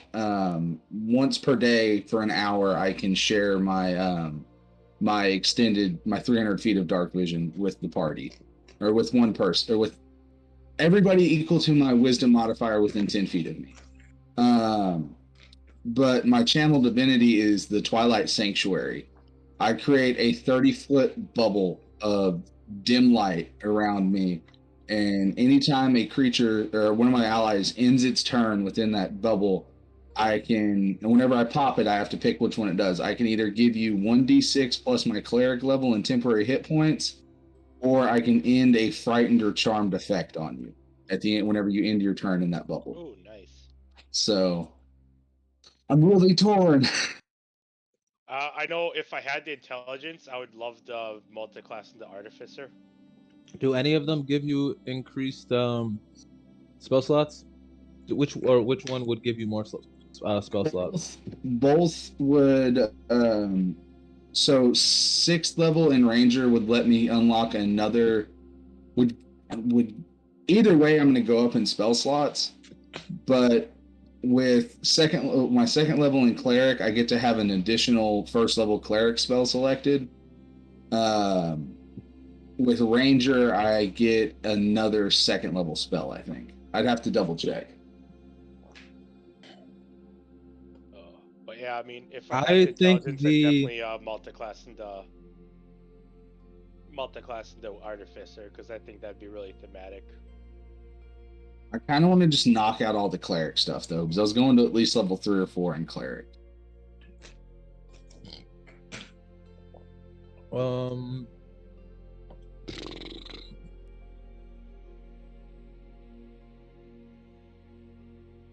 So the movement stuff for Ranger, I feel like might be a little more pertinent because it seems like that's going to come up fairly frequently. The Twilight Domain, you can use that during combat, right? Yeah, it's my channel divinity. At level 2, I get access to channel divinity. So my channel if you were to use that, that would be good for combat. If but you have to consider placement wise, because it's around you. Around him. Yeah, so like consider where you would be in combat, and if you think it's reliable for like the teammates to be able to dip in and out of it. Yeah. And does it take your reaction to it's a like free action to channel divinity? Channel divinity is a free action. No. I meant the reaction to heal, to give the person temp it's HP. Just whenever you end your turn in that bubble, you get the temp HP. Right? Or no, it's just when they end their turn in it. Okay. Oh, so that's a little less. That's a little not as good as I was thinking, because. Sure. Where do you always sit in a fight? Whenever I have arrows, I have arrows, far away. Not super far away, but I'm towards the back. And most of the time, the frightened spell, like if you're frightened, you run away from the creature, so you're gonna usually run towards where I'm at. That's only for certain types of frightened. The typical frightened is only that you get like the disadvantage when you're like when you're looking in their direction. But there have been like the last I would fight, say, though. I think the channel divinity is a little more niche, but in the situation where it would be useful, it'd be super useful. Mm-hmm. And the ranger thing's a little more practical. Though it has, it's less of a save, you know what I mean? Like the channel divinity thing could literally save the day, given the situation, and the The movement thing is, though more practical, doesn't really have the same, flash, sparkle, pizzazz. Yeah. The level 10 is where Deft Explorer gets really fucking awesome because I lose points of exhaustion on a short rest. It replaced the favored terrain for Rangers, the optional class feature. Yeah, I know. Because Ranger and Monk are my favorite classes, so I know about the optional stuff. Good. Yeah. It is. Thank God they added that in Tasha's because it made Ranger more playable. Yeah, it really did. Nah, Ranger. I do personally dislike the the thing that like gives you the extra D4. Yeah, I picked that. I picked the favored foe over the favored enemy, and I'm kind of realizing it's lackluster. It's better once you start leveling up because it increases exponentially. I think doesn't it only become a D6? It goes, well, at level 6 it becomes a D6, and then at level 10 or 11 it becomes a D8. But it lets you essentially cast Hunter's Mark without using a spell slot for free. That's I like that. I don't like that it's a concentration though. I don't Mark like is as well. So. Yeah, Hunter's I know Mark is as well. But yeah, I don't. And does it work? It doesn't only work on like the first hit.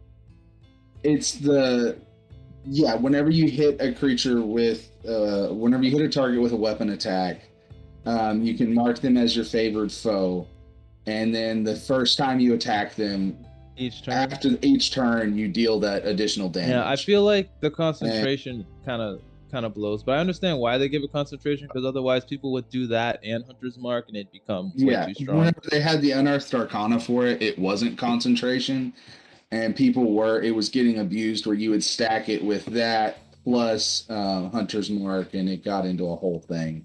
Yeah, but what I wish they would have done with it is treated it like they do cantrips, to where like at level 5 it does 2d4 or 2d6 or whatever. Yeah, I think that's cool.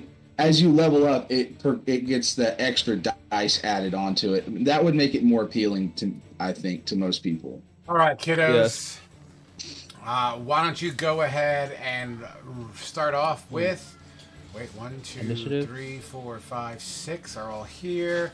Roll your initiative, bitches. Forgot how to do that. Ooh, Asher with the 22. 15, not bad. Woof. Do I have to restart my page again? Give me a sec. There we go. You don't have to set your initiative. You don't have to set your initiative on table anymore. Remember, that's all on that. I forgot about that. It's all right. I know. I got an 11.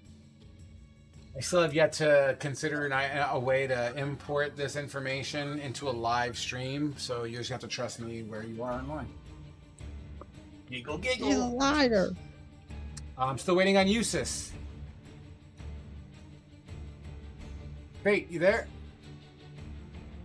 He's probably still taking a deuce. No, it's his favorite thing to do. After that all. Man is a professional shitter, and he goes really fast. He's kind of like that dude in Jackass. Not Aaron McGehee, the blonde guy, the one who shits in the hardware store. True story. He has the gift of poop. Like, he could literally shit on command and be really quick about it, too. Like, he could literally, like, you want me to poop? Fine. And he'll just pop one out. Use this! That is great. That's the most useless superpower. Well, I guess not useless, but Hold on. You can't say it's useless when that motherfucker made millions off of his ability to control a sphincter. Just saying. He got a point. What? I mean, who made millions of dollars? The Jackass crew. He's one of the Jackass crew. But what does the millions of dollars have to do with his sphincter? What do you think he was? You just said it was one of the most useless. Hey, this is our guy that shits on command. No, I'm asking, what does his sphincter? Oh, is that just his? That's the only thing he does. He just shits on command. No, it's a hidden talent. I don't know anything about Jackass. It's part of his repertoire. It's part of him. It's one of the many things that he's capable of doing. You know what? I'm gonna let this go. Sure, you're right. Okay. Who the hell's that? What did I just come back to? Nothing. Roll your initiative. Apparently, your sphincter has powers. Oh yeah, it does. Not exactly the conversation we had, but okay. Apparently, yeah, you are deft in the sphincter arts. Roll initiative, Eustace. God damn it. The hell's that button, man? You might have to refresh your page. Literally right in the center of everything, Yeah, right under your proficiency. Like, sometimes it doesn't like the box disappears, so you have to like X out and come back in. I rolled a 14. Side note, I have some really good bourbon. I know, I have some really good water. I got some pretty fucking fantastic water myself. I got a glass of water too, but I'm on a water boil advisory. Where do you live, Jackson, Mississippi? No, the main water line in the community I live in blew, and because the water went they lost water pressure. Pipes build up shit over time, and when there's no water pressure to keep this shit on the sides of the pipes, it gives the ability for that water to settle. So whatever water's in the lines right now potentially can have bacteria and debris. So they want to make sure and it's safe. mosquitoes. All right. I made that joke because Jackson, Mississippi, like their water's fucked right now. Their water's been fucked for over a year. All right, kids, you ready for this? Yeah. No. Yeah. Almost like a gift from his goddess, a gift of foresight allows Asher to go first. I am immediately going to get take a shot first at meat. Well, no, I'm gonna move because I'll do more damage. I'm gonna move. I can't see. Wait, why am I locked in with Annahel? What the fuck?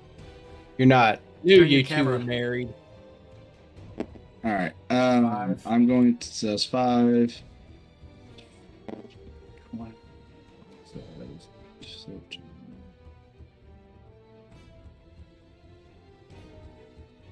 I'm immediately moving the fuck over to here because I can move 40 feet my first turn. Yep.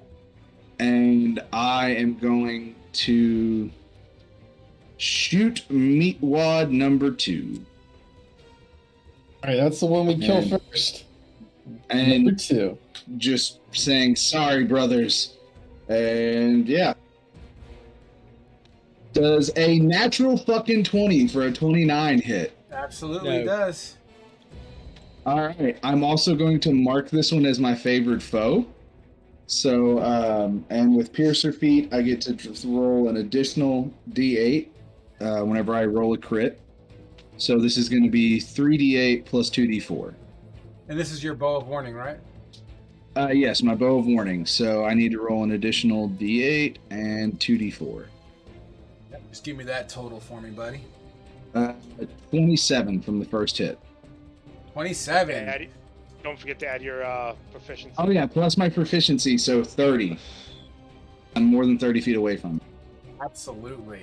As so your 30 total. Arrows or arrow? Arrow. It's the one arrow first. Boom. Slams into the creature. It just literally erupts out. And although the damage is absolutely seen, the skin kind of weaves back together. Even though you definitely see damage and flesh fly, it just kind of closes the hole at a rapid rate and begins to kind of do biological stitching and kind of like threads together like cloth. Even with a magical weapon? Yes, what I just explained. Okay. All right. And next attack. Get it. Fucking nat 20 again. Wow. Almost as if it's almost like you shoot your arrow in the air and your wild motherfucking goes, Kobe, and catches it in the middle of the air and throws it. Alley-oop.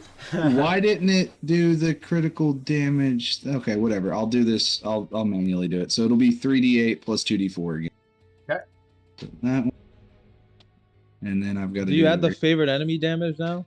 Yes, I No, so it'll just be favorite foe is only for the first attack. Sorry, that was right. That's right. I thought he didn't add it to the first attack. I thought it had to hit first. I did add it to the first attack. No, it's whenever I hit with the first attack. Okay. Yeah, it works off the first attack. So that first attack got the favored foe. This one doesn't, but this one is Dread Ambusher, so it's actually 48. Because Dread Ambusher gives an additional D8 on that one. So let me do this real quick. He's spreading this around. I'm fucking raining hate and discontent. So don't this you get one another was, more D8s because of Piercer? no, damage that's with the Piercer. That's where the it's all right. This one was just 48 whenever I crit with Piercer. So what's the total damage of your second arrow? 23. 23. 26. Yeah, 26 because of proficiency. Thank you, Thermal. Beautiful. I'm forgetting about this. So 20. 56. Wow, Third attack. You've almost actually I'll tell you exactly. You've already done like 54 damage already? Yeah. 56. 56. Continue. All right. Third and final attack. What am I talking about? The second arrow. Ah! It literally kind of hits on the shoulder arm area, and it literally the shoulder parts like the Red Sea, right where one of the rat arms are kind of sticking out like a little nubbin. That rat arm flies off, hits the ground. As it hits the ground, it disintegrates into powder. Right. Next attack. My third and final one. It has an effect. It has an ability. Just for a 22 to hit? It hits. No crit this time. No, okay. We were hoping for it. 14 points of damage. You know, it's still not a bad shot as you've done you're damn close to 70 points of damage in the first round of combat. That arrow sinks in and the creature busts it out. I got really fucking lucky this round of combat, this first round. This creature turns its attention to you. And with its weird middle face. Opens up its trap. Any bonus action shit I can do real quick. The big makeshift mouth on it, although deformed and toothy and fangy, says, Asher. What the fuck? It knows you?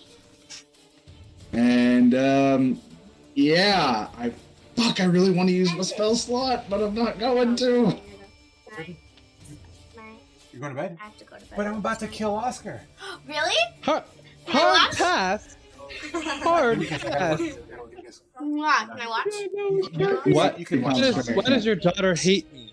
What did I do? It's like I thought I was your favorite. All right, would that be your turn, Ash?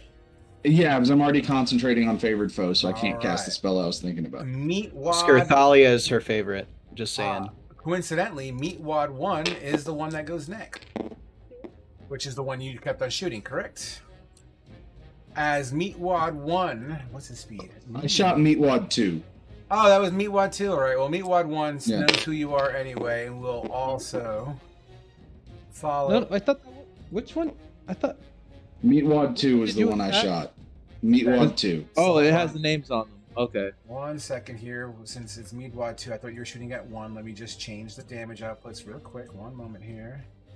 20. Okay, and then we'll add this fucking dude's health. God, this is an abomination. And this is its friend.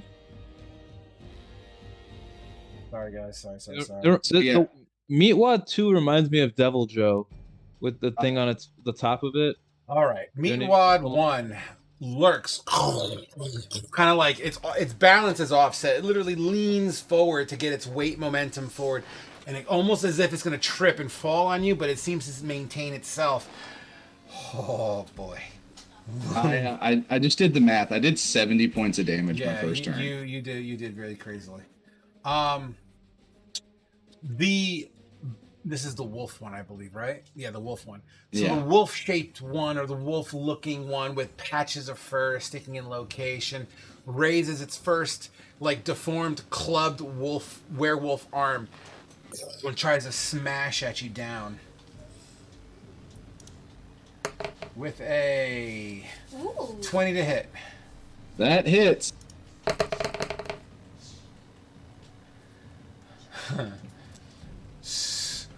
It thumps you from shoulder. You feel your shoulder kind of pop inwards a little bit under the weight for 22 points. Good lord. Bludgeoning damage. It raises 22? 22 points of bludgeoning damage. The other arm, which is more of a boar-like arm, tries to like haymaker you. Yeet. 16 to hit. That is my armor class. That's bad. That's bad. I don't have my shield out yet. Please tell me you have health. Okay, you have health. Was any of that, was that just slashing, or was any of that all like necrotic or bludgeoning? bludgeoning. Okay, because I have necrotic resistance. This haymaker smacks you on the side of your skull, and if it wasn't for your flexibility and your nimbleness, it would have totally clotheslined you to the floor like WrestleMania. But it clocks you in your head for 25 points of additional bludgeoning damage.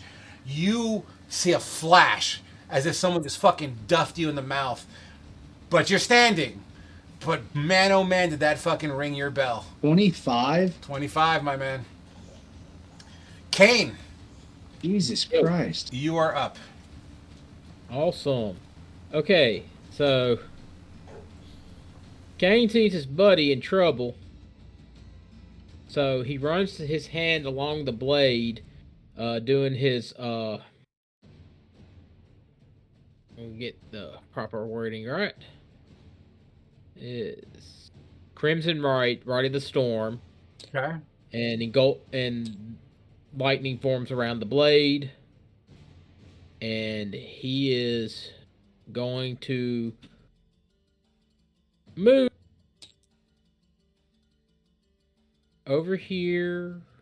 And well, if I can get in the square.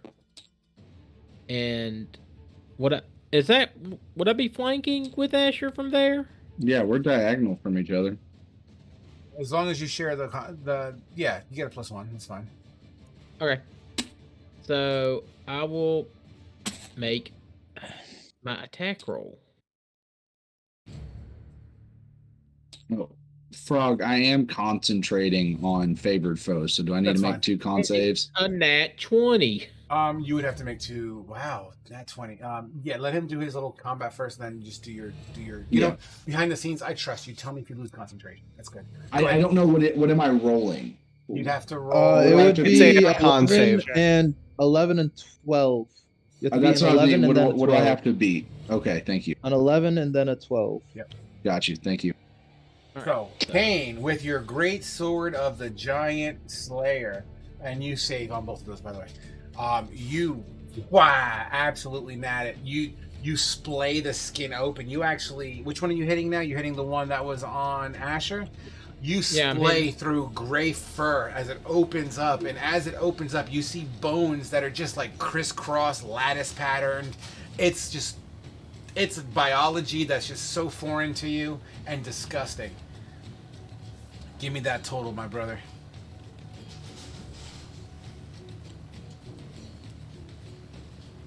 Alright, so grand total is 27 damage. 27 damage, and what kind of a blade are you hitting it with? I'm hitting it with the Giant Slayer. Okay. 5 of that damage is lightning damage. Is this considered a giant? Does it get slayed? Is it? Is No. it considered a giant? Because that's an extra 4d6. I wish I could say yes to that. Unfortunately, it is not. Okay. It's just big. Alright, second attack.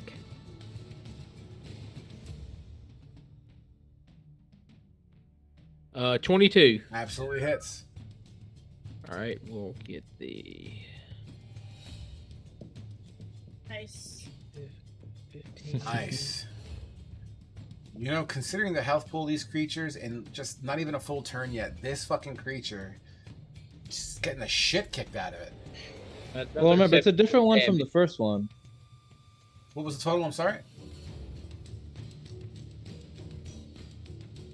This is the first. I'm the first one to deal damage to this thing, because Asher hit Meatwad 2, This is Meatwad 1. Mother Hubbard, okay, I'm sorry, what was the damage of the first one? Of the first hit? First attack was 27 damage. So we're gonna add 27 damage here, subtract 27 damage there. Okay, go. Sorry. And 17 damage on the second attack. 17 damage. Don't forget to add your proficiency bonus to the second attack. I'm not. That's all in there. Okay, I wanted to make sure. Yeah. And that one is bleeding. Which one's bleeding? Meatwad 1? Number 1. Yeah. And number 2 is impaired.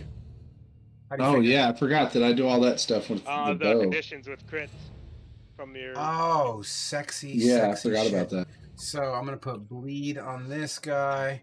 And what was the definition of impaired with these?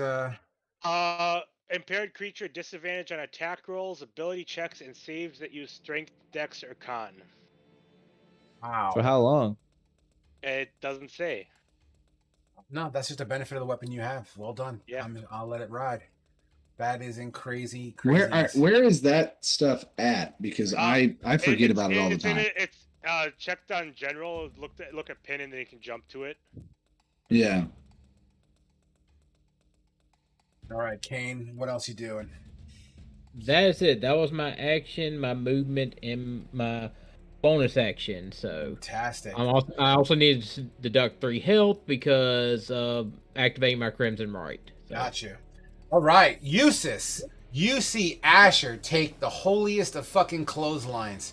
You see fucking Kane just duff this creature in the back. Its back is just opened, like a fucking just disgustingness, dude. Just open, like you see the ripples of the force caving in this flesh. It is your turn, Eustace. All right, we're going to bring out the flaming sphere. I'm going to cast it slightly behind Kane, and I'm going to move it right next to Meatwad 1 that's bleeding. Go ahead and move it.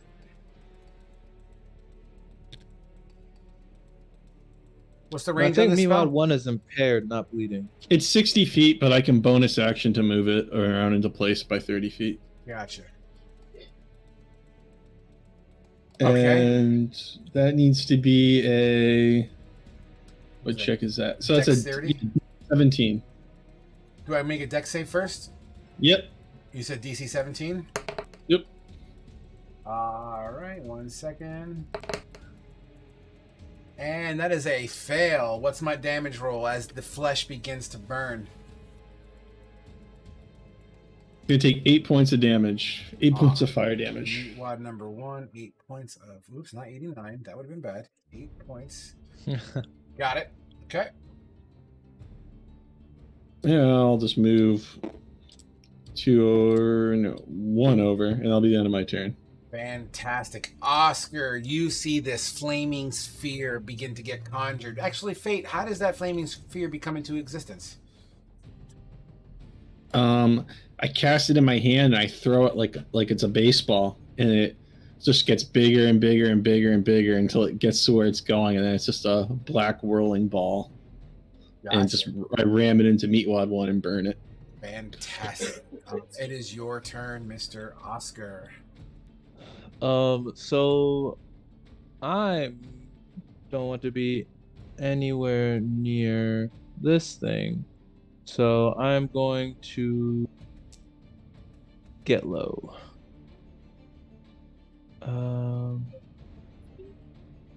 Sure, I'll go. So can I? Yeah, I'll go like side by side with you. Let me rotate, and then I'm gonna cast Firebolt. Get it. All right.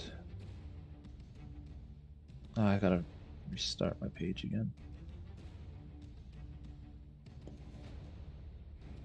Okay.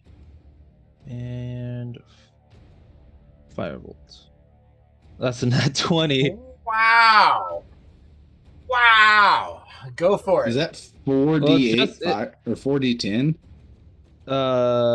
Yeah, it's 4d10. That's awesome. Fuck yeah. All right. Get it, my man. Burn these motherfuckers. Is that 1 or 2? That's 16. That's 16 fire damage. That's on number 2, right? The one in front of the door. Yeah, sorry, number 2. Yes. On the one that is impaired. Damage. Bang. All right.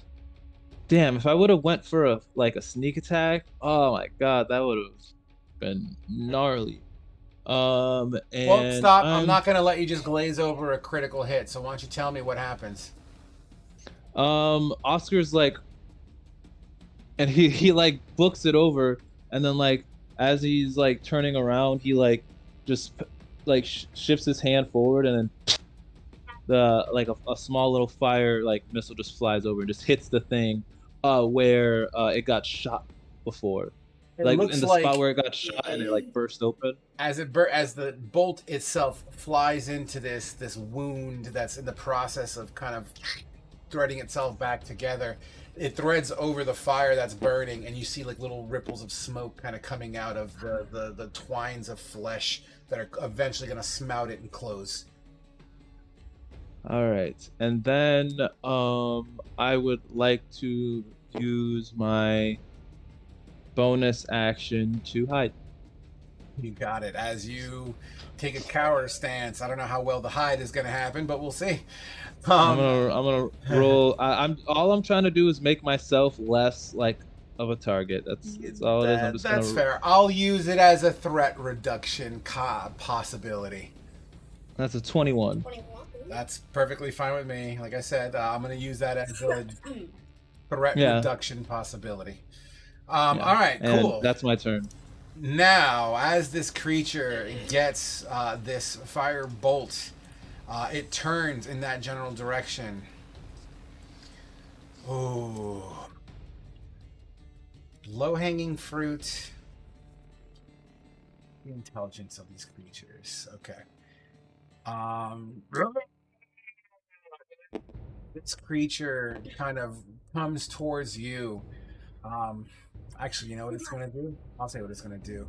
It's going to, come past this far. Not invoking any attacks of opportunity. But I need Thermal, Oscar, and Ahel. Please, each of you, make me a wisdom saving throw.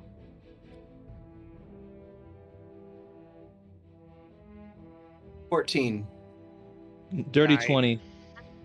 Oscar, you are the only one that succeeds this saving throw. Oof. Whoa. On a failed save, a target, meaning whoever failed, can't use reactions. Your speed is now halved. And you can't make more than one attack on your turn. It just slowed you. In addition, the target can either take an attack action or a bonus action on your turn, but not both. This effect is going to last for up to 1 minute.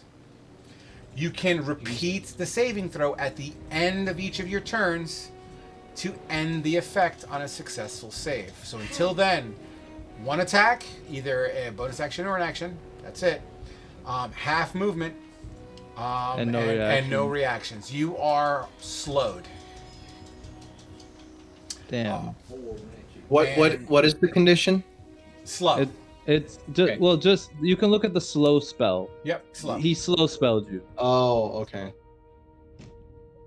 And this happens kind of like in an aura around as it kind of the meat just kind of ripples and whatnot, and you just feel this dread for up to a minute.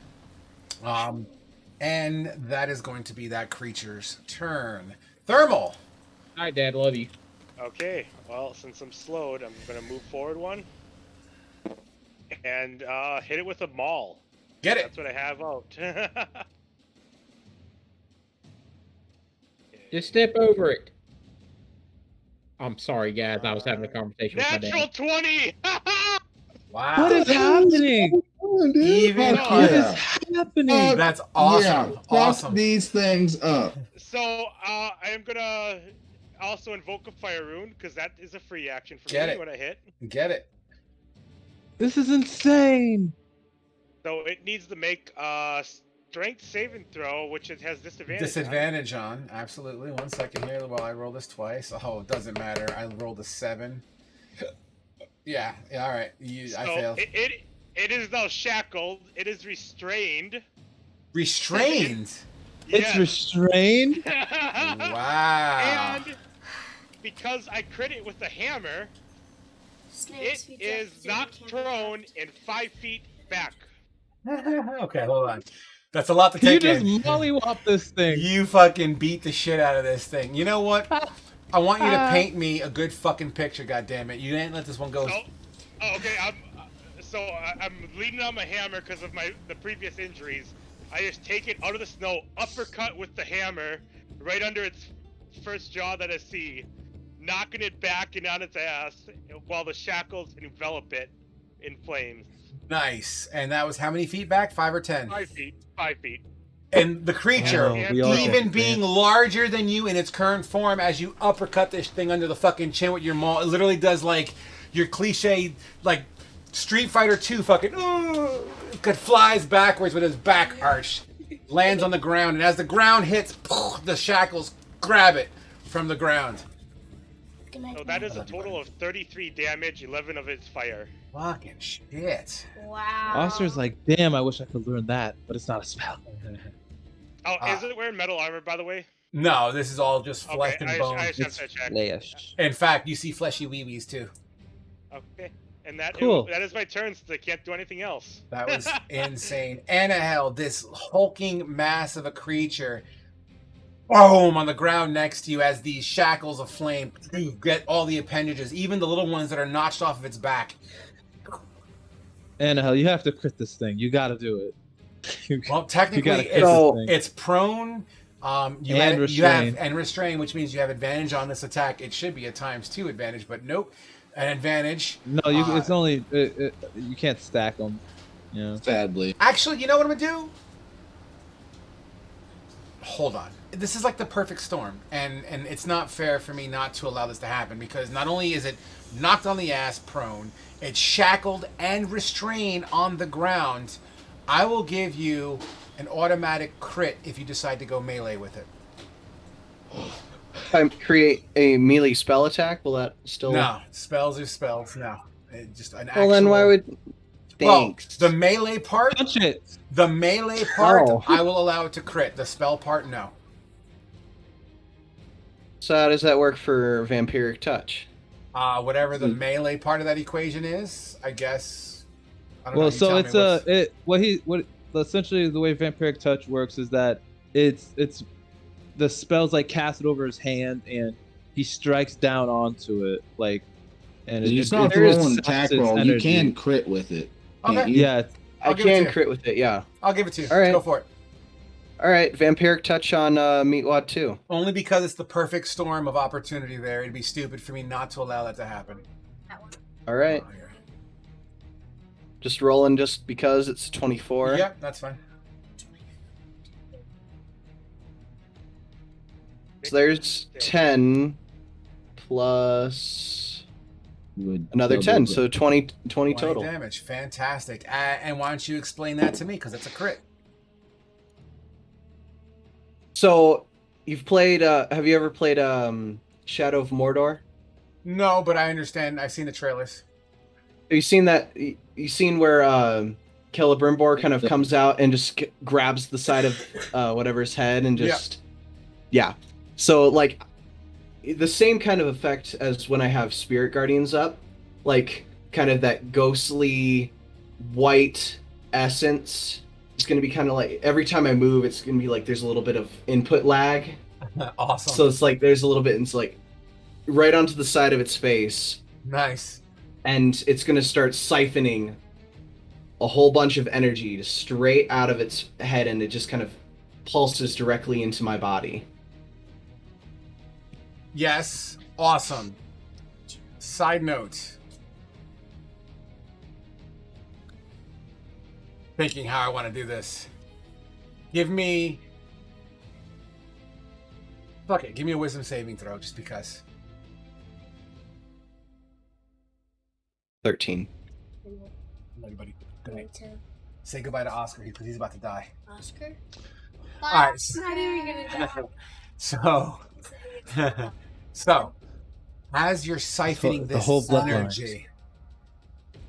this energy, you know how when you drink a cup of water and the water's not clean, you can tell like something's off with this water. You kind of feel that. If this energy had a flavor, it feels off to you. It doesn't. It's not its normal energy, and as you siphon this energy, you get like strobe light flashes.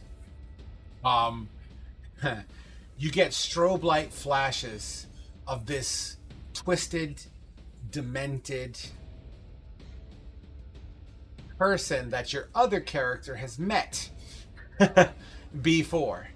A stringy, cold-looking woman, old, decrepit, deformed, and just outright radiating evil, cackling laughter. But it's like that strobe light. Well, I knew her too. I knew her too. Yeah, Annabelle knows the hag because I found her in the hag's cave. Oh yeah, that's right. My bad. I was in the cave. Fuck yeah, dude. You see this bitch. But in here. Yeah. In here. Yeah. Okay. But in What's the hag's name again? Because I keep thinking the hag's name is Annahel as well. Annabelle. Nope. I'll give a DM inspiration for anyone who can tell me what her name is. Anatole? Anatole, motherfucker. You win. Give yourself a DM inspiration. Nice. I didn't even stand a chance. So, yes, but like once again, it's literally like black background, just her in flashes. And she's like cackling. Yeah. All right, cool. Good. Next, is that your turn? Guys, I think this was a trap. Do I get to do the wisdom saving throw to try to break the slow 100%. effect? 100%. Okay. Oh, I forgot to do mine. Sorry. That's fine. 19? A 19 beats it. Cool. A 7 does not. All right. And that's my turn. That's all I got. I have a bottle of water in the fridge. Can you grab it for me, please? It's on my shelf. Because I'm actually getting into this shit. All right, let's fucking do this. Parched. Dude, I'm fucking pumped right now. Asher, motherfucker, you're up. So you see that body slam the ground. You see fucking Annahel just siphoning the shit out of this thing. You're up, bro. All right, and this fucker is right here. So Asher is going to drop his bow and swing his shield out to increase my AC, and since I'm in fuck off range, and I'll draw my rapier and attack with my regular rapier. Get it? All right.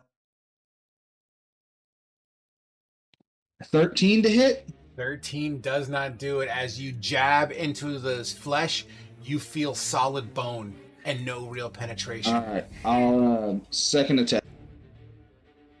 Oh wait, it would have been. I'm flanking with Kane. Does a it would have been a 14? No, would that still wouldn't have hit. No, unfortunately. Okay, just thought I'd ask. 17. A 17 will just slide into the flesh of this creature. All right, so this will be 1d8 damage. I am going to use my piercer feat to re-roll that because I'm greedy. And this is your It's worse. This is your standard rapier? Yeah, just regular rapier. 6 points of damage. As you thunk into it and pull it out, there's like no blood on your blade. It's just like you punched a. It doesn't seem to really do much of anything. All right. Fuck. Yeah, that's it. I will, since I didn't move, I will take 2 guard points though from the armor stuff. Are we still doing that? No, we got rid of that feature. We got rid of that. Okay. I just saw that. I was seeing if we went away with the whole system with that. All right. Yeah, we only kept Except the weapon. the weapon stuff. Okay. Correct. Cool. All right, but my AC is now an 18. You got it, sir. Would that be your turn? As much as I don't want it to be, yeah, that'll be my turn. Well, Meatwad 1, who's currently profusely bleeding everywhere else besides the rapier attack, it's his turn. Or did my attack do like no damage to it, from what I can tell, or does it just do less damage? Your best bet. It looks like it didn't do. It did two things: jack and shit. Cool, awesome. Yeah. So hey, that's the two whole things though. So you know. It made it chuckle inside as you see the rat head, the wolf head, and a boar head all like laughing simultaneously. Oh yeah, frog. That's a D4 necrotic damage on the start of its turn. Tickle, tickle, tickle. Oh, Because yeah. it's bleeding. Oh, it's bleeding. Yeah, but it's also undead, so sorry. Nevertheless, here we go. This creature who's being flanked, but man, really doesn't like Asher. Damn. But he's like, yo, you hurt my bro. But in technicality, obviously the cat's out of the bag as far as what's going on. These creatures aren't being controlled by their own personal vices. And the deal that was struck was with Cain. So, the arm... So he's about to get struck? The arm that's on its back swings at you, Cain. You're getting backhanded. Oh my god. Yeah, I know. He can't be crit, by the way. No, it's not crit, but it's definitely a 29 to hit. Yeah, that's a hit. Fucking hell. A 29 wasn't a crit. This backhanded boar fist locks you in your jaw for 26 points of bludgeoning damage. You feel a crunch, and now if you were to like use your tongue and feel the inside of your mouth, you feel the indentation of your teeth. Oh, fuck. It then kind of, so as it backhands, it follows through. It's going to try to club you down as if you were a fence post. Boop. I'm enjoying this. 17? That hits. Really? Yep, that's my AC. Meets it, beats it. Wait one sec. Bye. Never mind. You sure? Can't help you, bro. Yeah, I'm pretty sure the spell's only 30 feet. You dodge enough where it doesn't hit you in your spine. Wait. Hold on. I'm paused. You don't have reaction. Yeah, I do because I broke it. Yeah, you broke it. Yeah. It did. Where is it? Oh God. Well, I can use it. If you can't, if you don't use your thing, I'll use my thing. Though I don't want to because it costs. I can use my thing. I just don't remember where I set it in my fucking. Can you hear? A little bit, yeah. Sheet. Should be under feats and traits. Okay. What's up? I'm gonna use my divine protection to give him an extra 4 to his AC. That's Okay. Yep, that stops it. Okay. So, this is your artwork now. This club of a boar fist that's literally on his back, like the creature's barely even looking at him. You just see this back third arm just slamming down in his direction. How do you save Asher's life? So I like out of the corner of my eye see that hand like coming down, and I like quickly like throw out my arm just like that, and a silvery light shield is. Well, wait. Nothing's. Yeah, wait, no. were you saying me or Kane? You said whoever's Whoever's getting hit. hit. It's Kane. Yeah, so, okay. So nothing's gonna happen at first, but then as soon as that hand comes down, right, like inches away from Kane's head, there's gonna be like a flash of this shield shape that just flickers just barely right as it hits. The force of this shield, like the shatter, because this force of his hand is clubbing hard, man. Mm-hmm. It would have done 32 damage, but boom, the force hits the shield. You just see the bones in the hand just shatter and kind of like mesh around that temporary shield. But as the hand gets pulled back, you see each bone kind of popping back into place. Yeah. Would that be my turn? Yes, Kane, you're up. All right, I will. Bonus action. By the way, sorry. Do I need to make a dex save for that fire? Yep. You do. I failed with 6. How much damage on the fucking meat wad? 8 fire damage. How much? I'm sorry. 8 fire damage. 8 fire damage. Bang. Okay. All right, Kane. Now you're up. All right. I'm gonna bonus action cast Hex. Okay. On Meatwad 1. Okay. I will target its strength. Good idea. Just because that seems more appropriate than anything else. I'm gonna leave that up to you to remind me about that. I will. Just remember, it only affects checks. Yeah, it only affects checks, so. Don't worry, there's a check coming. Alright, so first attack.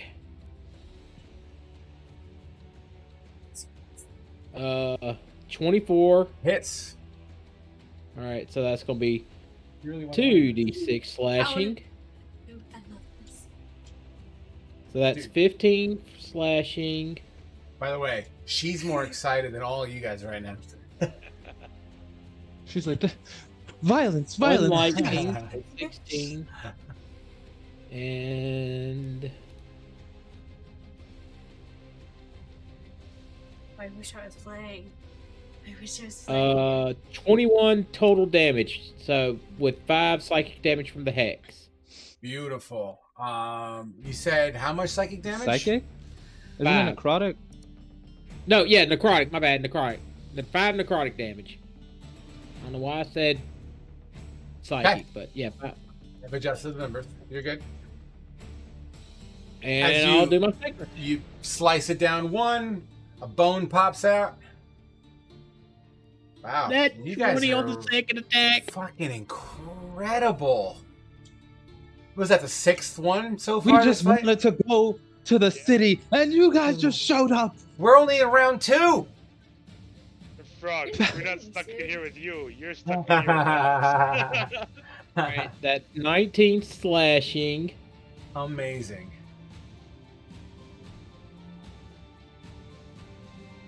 Eight lightning. And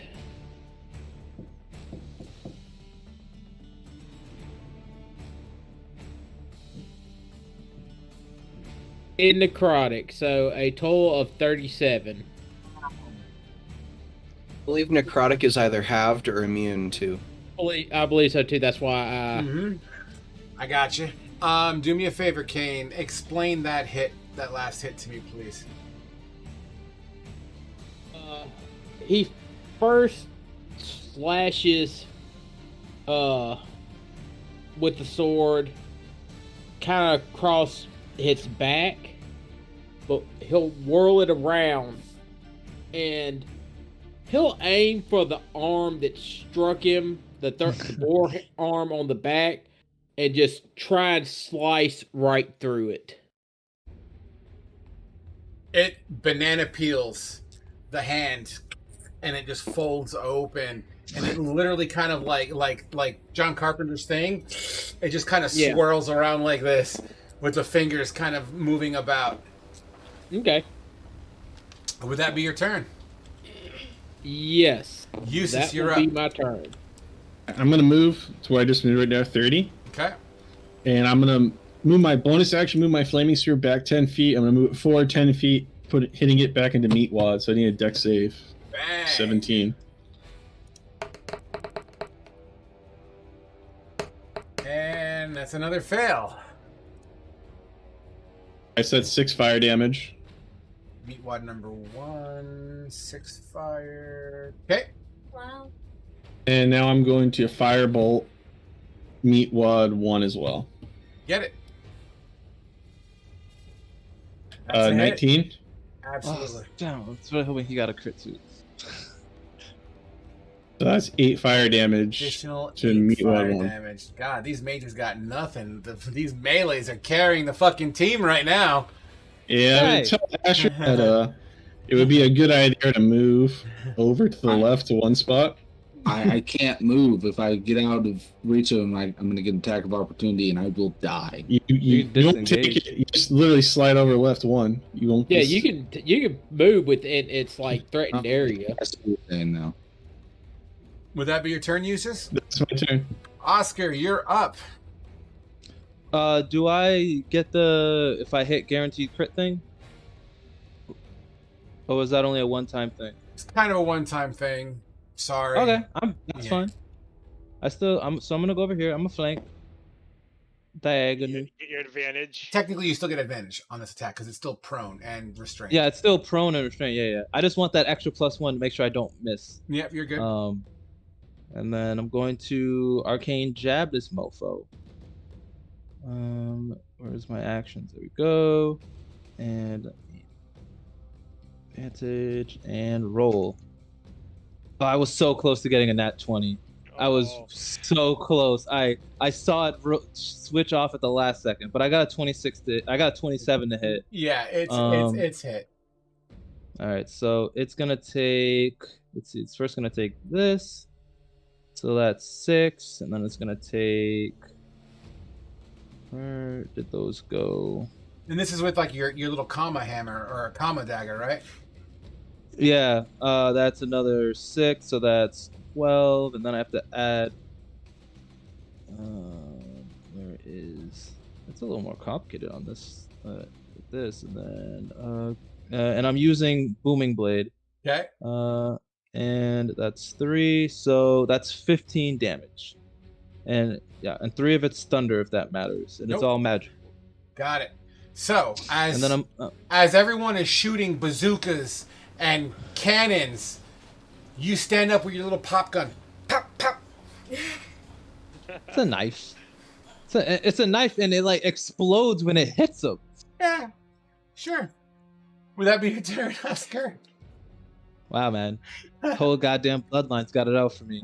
I'm a because they still get attacked up, so I'm gonna disengage. Okay. And then go back here. You got it, senor. Attack.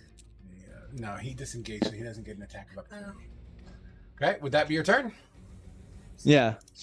I know what I'm doing, smaller frog. So I know the restrained gives me a bunch of disadvantage and all that stuff. I can still move. He's also has disadvantage because he's impaired. If I'm restrained, that means I can't even use half my movement to stand up, can I? Its speed becomes 0, attack rolls have advantage, and you have disadvantage on dex saves. We're dead. Your speed is 0. Do I get a chance to break the rune? The ability to try to break out? At the end of your turn, and he also takes 6 fire damage at the start. All right, let me start off with that. So that's the second one. So 6 fire damage. Well, by the way, the flesh where certain creatures meet the other ones, you can see those bonds are starting to break. Just so you're aware.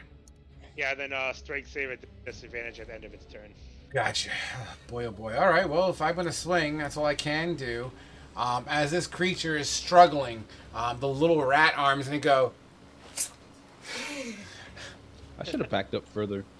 Even though the slam is going to be at disadvantage. At disadvantage, 16 to you, Anahel. 16? That hits. Get the fuck out of here, dude. Really? They're naked. What? They're not wearing. They're only wearing a robe. This rat hand, man, still collides onto your flesh for 28 points of damage on your knee. Oh. God damn. Your knee is gone. As it slams into your knee, it continues to violently wriggle about. That same arm happens to attempt to collide with you again. At disadvantage would be a 13 to hit. That hits. I can. One sec. I have a spell. I just have to double check if it specifically gives disadvantage or not. It already has disadvantage, so it might not be. No, yeah, that's why I'm checking to see if it specifically does that. No, it doesn't. I'm gonna I'll cast Silvery Barbs. Okay, explain. At second level, unfortunately, and you magically distract the triggering creature and turn its momentary uncertainty into encouragement for another creature. The triggering creature must re-roll the d20 and use the lower roll. And you can give advantage on the attack. And I can give advantage to one creature, and I'm gonna give that to myself. Okay, so real quick, I just want to make sure I'm understanding. So basically, I just re-roll to try to miss. Is that the scenario here? Yeah. Okay, so it's not like a redirect. Oh my god! No. I rolled Nat a one? nat 1. What? Yeah, what happened? What's your So Yeah, as this silvery bar, creature baby. smacks the knee, Anahel just kind of kicks the knee back as it goes again for the same knee, or at least it happens to be in that same trajectory, but you move your leg back. This fucking creature biffs it and does It's just not, like, ah! And it's like, ah. doesn't make the attack, you lucky bitch. What happens with it's not one, Frog? What happens? Where's the table, Frog? Yes! Yes! Oscar, you're gonna get your ass handed to you at some point. His whole family's already out for me. I don't know what you want. Weapon attack, rumble, or roll fumble table. Oscar, give me a D100, please. I will do that, good sir. Don't kill me. I'm just a boy. D100. Roll. That is a 5. Hi.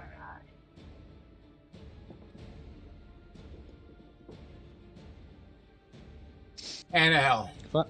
Mm-hmm. Because you got hit in the leg in its first swing and the miss, you're aware of its combat effectiveness right now, which is all sorts of fucked up. You have advantage on the first attack roll in your next turn, as if it matters anyway, because it's on the ground, but you never know. But you would, in the event it stands up, you would still have advantage on your next attack. Okay. To this creature, this creature only. Fortunately for you, I probably won't be able to utilize that. Gotcha. But in the event, that's something you have in your wheelhouse. Now I'm going to roll a disadvantage strength saving throw. Is that right? Yep. No, I think it. Oh, because it's this impaired. Yeah. Yep.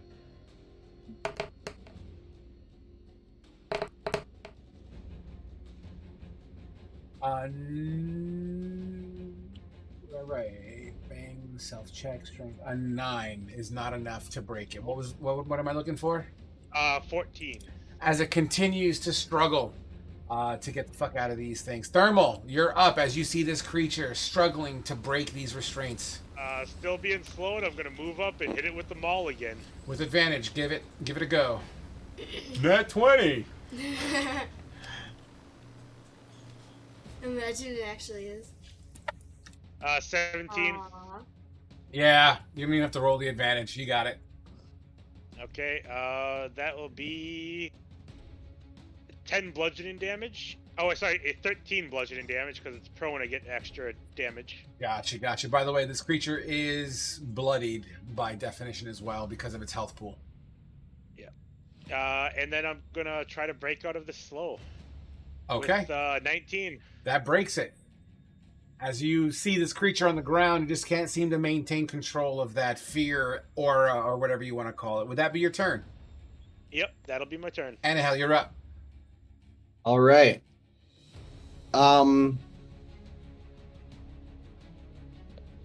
Disengage and get the fuck out of there, buddy. Run, bitch! No, Run! I actually have a better way of Oh, you could just getting heal out up. of it. Oh wait, did you roll a concentration check for vampiric touch?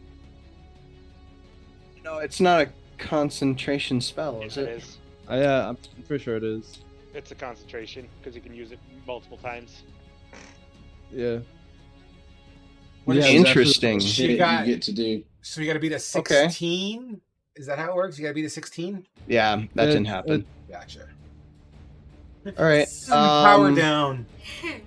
That's okay, because what I wanted to do anyway is I wanted to use my channel divinity to turn undead.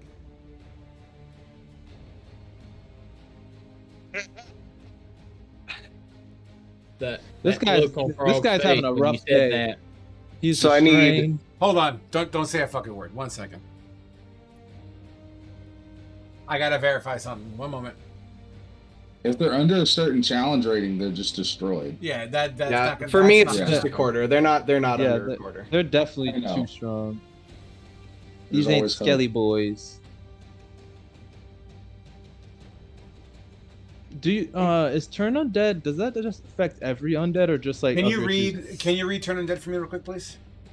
As an action, you present your holy symbol and speak a prayer censuring the undead. Each undead that can see or hear you within 30 feet of you must make a wisdom saving throw, DC 14. If the creature fails its saving throw, it is turned for 1 minute or until it takes any damage. The turned creature must spend its turns trying to move as far away from you as it can, and it can't willingly move to a space within 30 feet of me. It also can't take reactions. For its action, it can only use the dash action or try to escape from an effect that prevents it from moving. If there's nowhere to move, the creature can use the dodge action. Okay. Wisdom saving throws. This is for Meatwad number 1. The other one's within 30 feet, too. You want to tell them what I just rolled? And that one. It's louder, please. And that one. All right, and this is for Meatwad number 2. So wait, it's restrained though. So how is Meatwad number 2? It can only spend its turn trying to escape. That is all it can do. Yeah, so that means I don't have an attack as an option. It's basically I'm gonna pass my turn. It'll probably only be able to dodge, like use the dodge action. That's it. Yep. Yeah, which restrained. That's weird.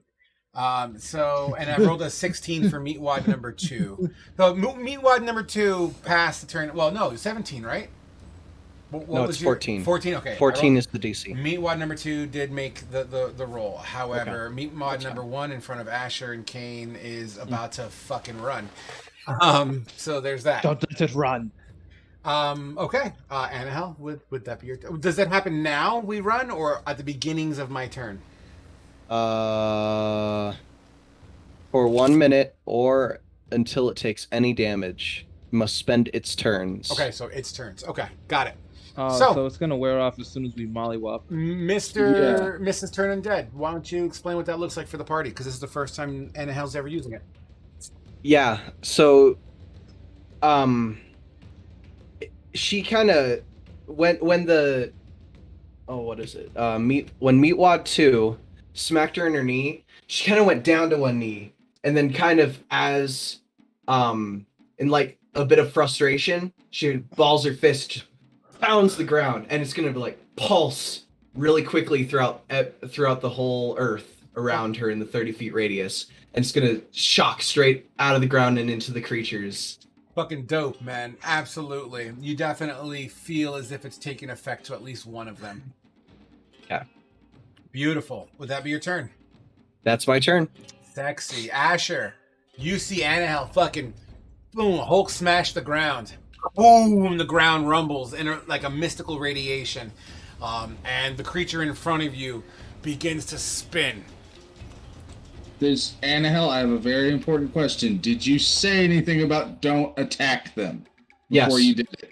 Oh, no, I did not. In character, I did not say anything. However, I am going to say that this creature You are a cleric. True, I am a cleric.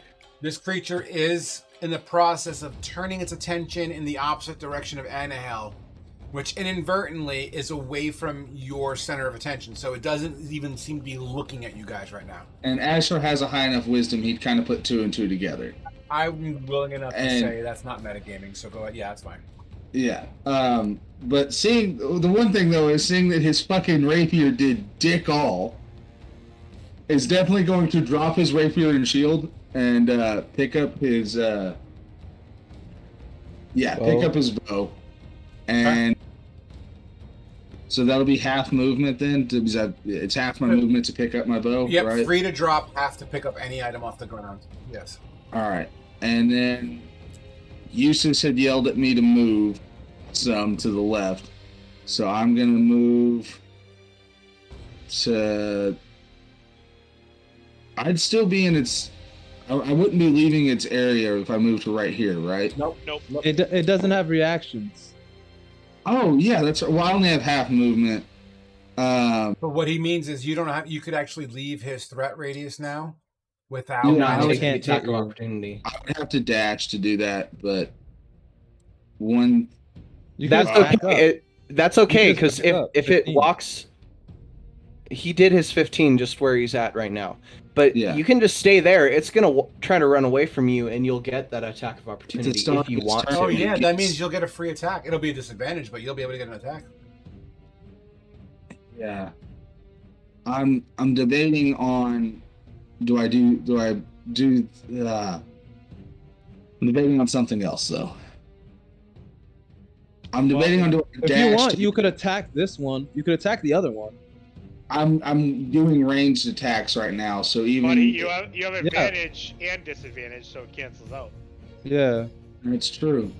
Yeah, I'll just do a straight attack against Meatwad number 2 then with my longbow. Haha, bitch, you gamer. For a dirty 20 to Meatwad number 2.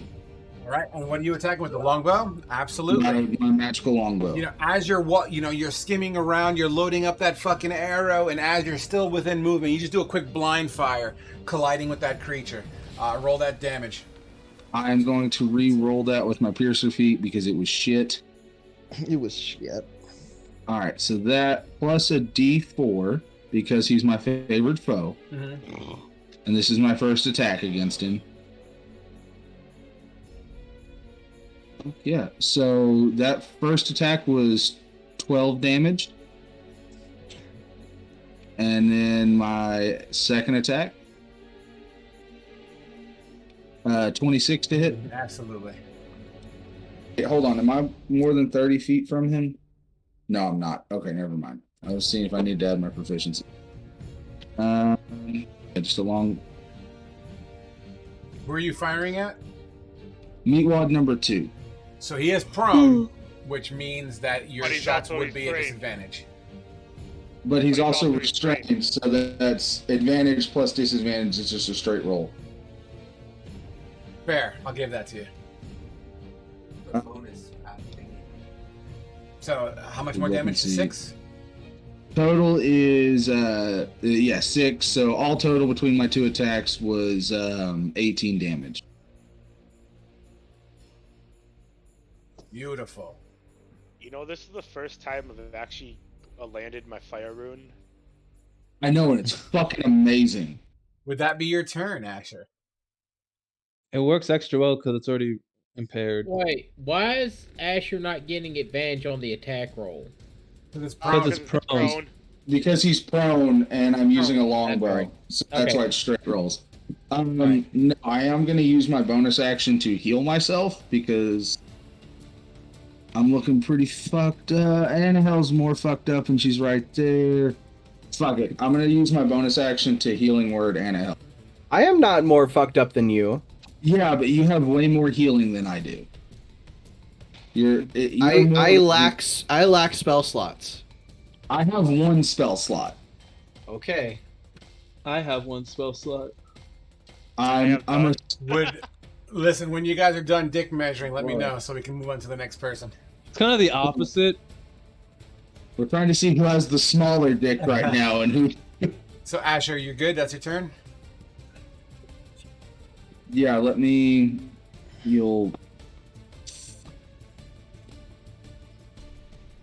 Fine, I'm gonna heal myself, Annahelle. That's fine. 6 points of healing for myself. With the turn undead, is it just normal movement, or it tries to use its total movement, meaning It's a dash. It's a dash. That's It got 1 away. that fucking sucks. All right, so a direct line away. These things have a slow effect. Wait, doesn't he take a dex Yeah, save I'm from the getting fire? to it. Okay, don't look. My encounter's getting fucked up. Let me take it with pride, will you? Well, I'm just saying, if he takes the damage, he doesn't have to run. Oh. He would take damage no matter what. Well, technically, the flaming sphere. Opportunity as soon as he tries. Flaming sphere isn't an attack. It's just damage. Any damage that is done to it, though, right? That's what you said. The flaming sphere's end of turn, though, not start. But okay. well, even still, he's the owner of the spell, and it's a free action. And no matter what point of the combat, he It can is switch until it off. it is from any damage. Yeah, you're right. So, and you said at the end of the turn is when the flaming sphere, at the beginning of the turn. End. You have to end your turn in the sphere. All right. Well, nevertheless, Kane and Asher, you have the opportunity attack option if you wish to take it. I'm not gonna take it because I don't know anything about what's going on. Well, I mean, I don't consider it metagaming personally to strategize in that way, but that's. Could I have told Kane don't attack it? It's running. It does look Kane. It does appear to be running. That is a given. Just so But you the know. real question is, does Kane want a worker of the Hague to get away? We don't know that it's worth thing. it, I ain't gonna lie. though. Kane wants to see this thing die. We technically It did though, bitch Kane, slap we you don't earlier. know it's It did with the bitch hag. slap you earlier. It's funny. Kane, 15 to attack. Well, Frog, here's my question. Are you doing that? Yes. Are you sure? Yes. Because that's gonna completely negate the turn undead. That's the only effect of the turn undead. Man. Okay. As you swing, it misses. As it continues to still run, having done no damage. And it's literally running with one cloven hoof, boar foot, and a were tiger claw. As it's just kind of like, don't let it run away. Kind of like doing one of these fucking Johns as it's running away. And that's its turn. Kane. Eustace, now is a great time to fireball it. Kane, you're up. Okay. Well, with that thing running, I will free action yell coward at it. Free action. With the arm on its back, it flips you the bird. And then I'm going to move over to this guy. I will use my bonus action to move the hex to him. Okay. I think you can only do that when the thing dies.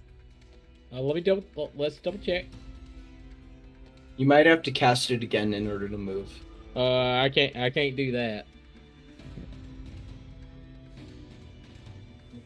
This is this is a once per day thing. Hunties, Marky. Anybody want Twizzlers? Yeah, I'm pretty sure the thing has to die in order for you to transfer it to another thing.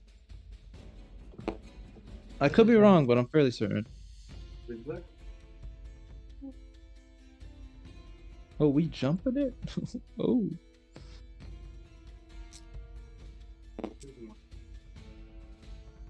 Got him a camera frame. You're making me stutter. Go. Now I want Twizzlers. Yeah, okay. I do have to wait for the target to... Okay. Okay, that's fine. Alright, so I'll just attack this thing. I believe I have advantage because it's prone and restrained. 100%. Yep. You have a lot of advantage. Okay. Kill it.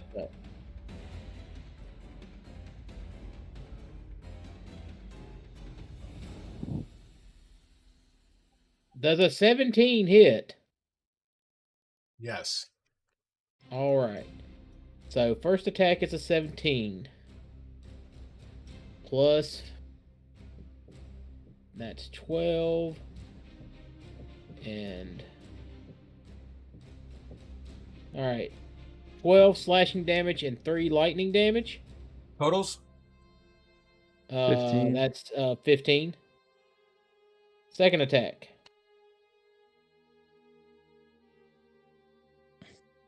All right, that's going to... okay, I am going to hit it. Let's see if I get the crit, though. I do not get the crit. Okay.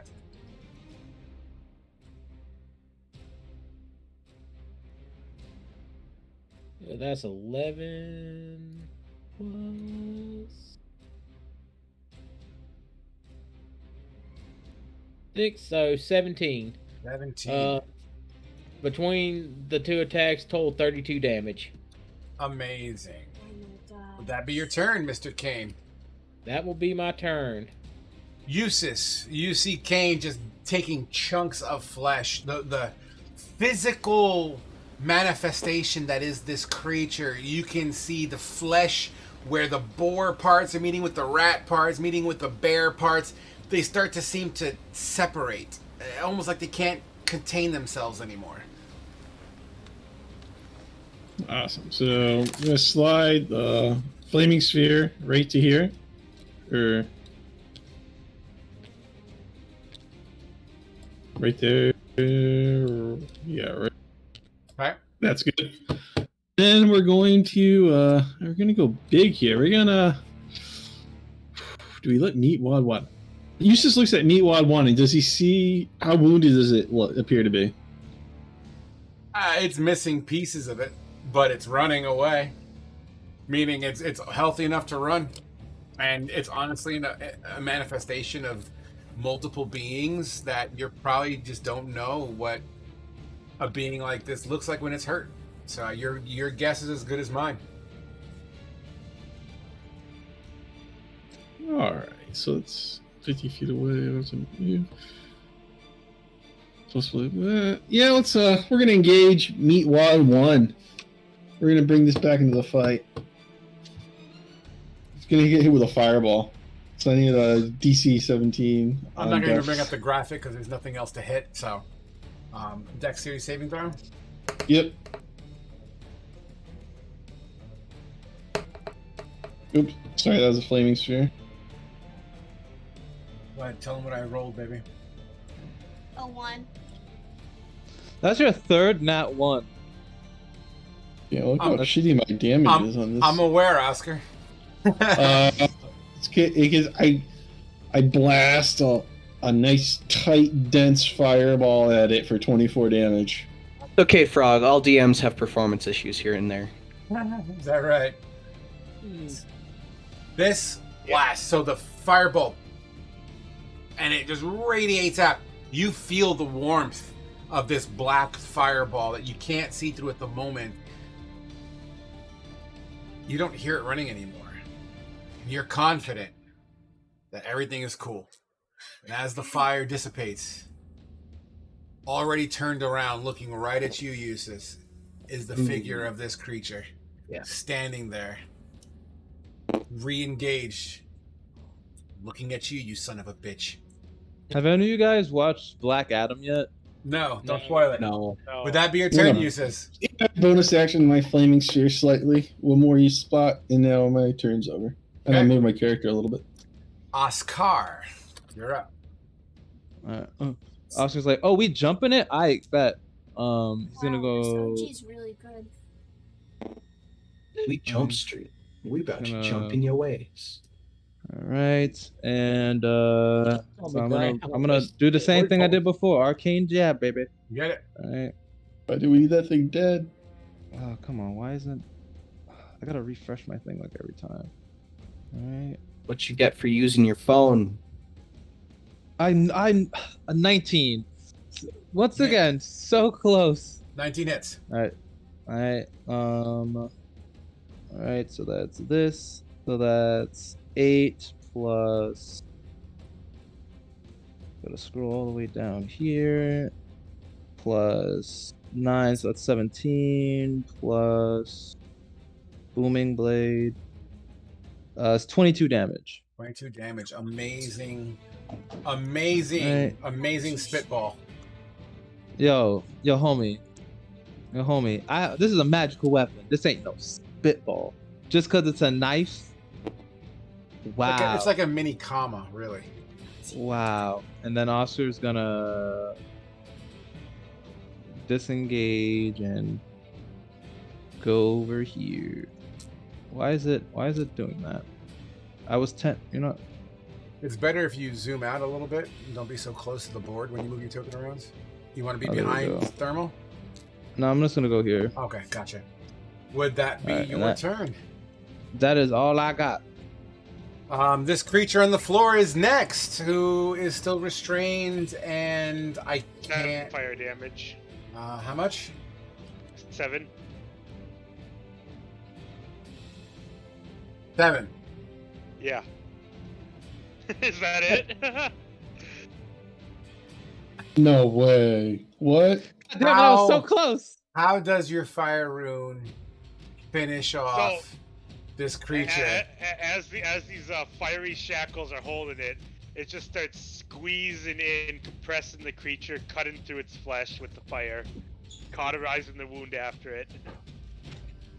As the energy of this creature's smout, it begins to turn to like this flaky powder, and it just starts to wisp away as the body turns immediately to ash and spread out. It leaves the opposite of a snow angel on the ground, like a dark, ashy snow angel in the shape of this abomination.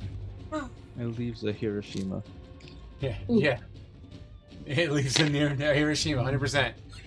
Would that be my turn? Yes, that would be my turn. Thermal, go ahead. Okay. Well, since I see this creature turn back at us, I'm gonna take the opportunity to Giant's Might and enlarge. So up to huge. Holy Jesus. crap. And then I'm gonna be. You inadvertently slide Oscar back 5 feet as a result, and then he goes back after you move out of the way. I'm gonna move right next to Asher. All right, Asher. Asher, you're getting ready to cock your next bow back, and then the sun goes away.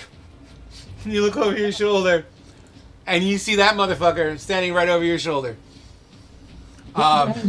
Me. Not helping. Annahel, you're up. Hell is going to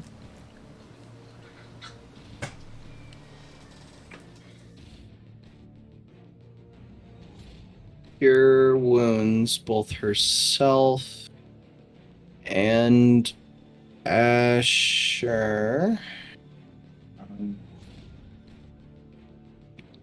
So she's going to spend 2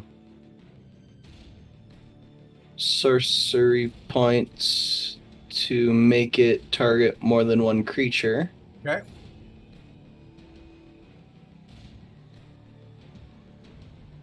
And so for Asher's, or do I roll the same? Do I roll the same healing for both of them, or do I roll one person's healing and then the other? They are 2 separate spells because you're splitting them. Okay. And don't forget to move up to Asher. Yeah, it is a touch. Oh, it is touch? Okay. Hold on. Where's Asher? Where's Kind of Asher? touching yourself and touching him at the same time. Yeah.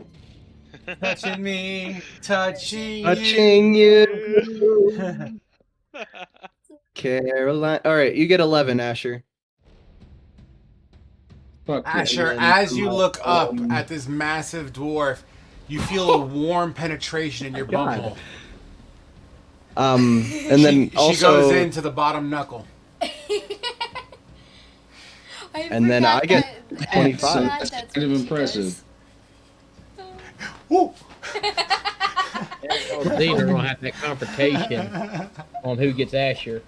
I should have saved my.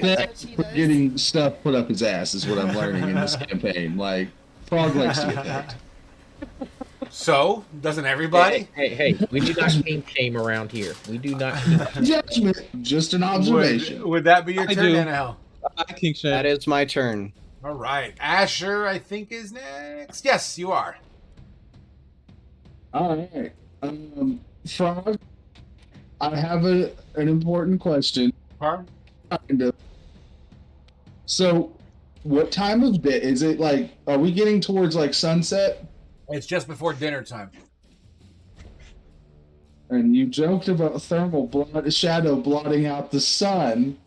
Is it dark enough that I am invisible now because of Gloomstalker's umbral sight shit?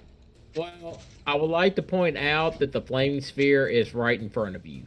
Fuck you, Musis. You fucked me up. Does the flaming sphere actually put off light, though? It does, absolutely. It does. I was gonna say no. I was gonna say no anyway, so you're good. Oh, well, it was worth a shot. They Does are the black fire put flames. off light? The flames are black. Does that still cause light?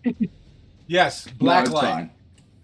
Okay. Oh, God. It looks like a rave where you are at, just like. If you look at Asher's like clothing in the black light, it looks like a Monet, like a bunch of splatters and everything everywhere. I am gonna move some just to try and split this fucker's attention, and I am going to shoot it twice with my longbow. Get it?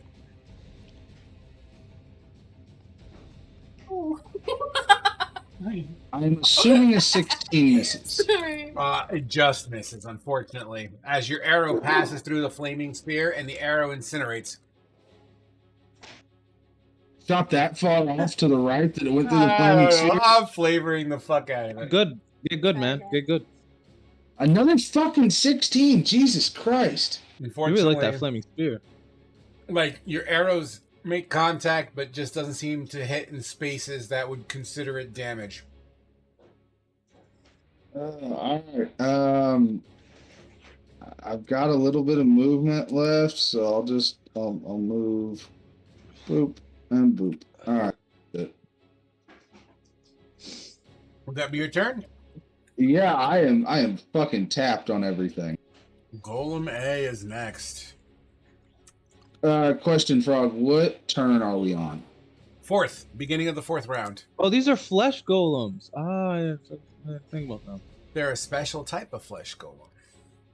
Yeah, they're not vanilla for sure. All right, hold on.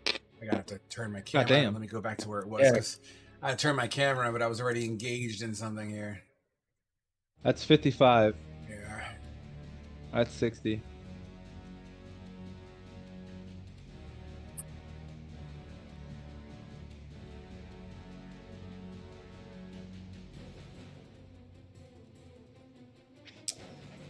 It is what it is. This creature making its way towards the dwarf. Once again, it's doing that floppy fucking one hoof foot, one tiger foot. It's a giant now. And absolutely, his 3 arms coming your way. Is he like knee high thermal now? I should have held action. Technically, it would be just under Thermal's belly button, but my picture doesn't go that far. I might be able to do this. Please hold.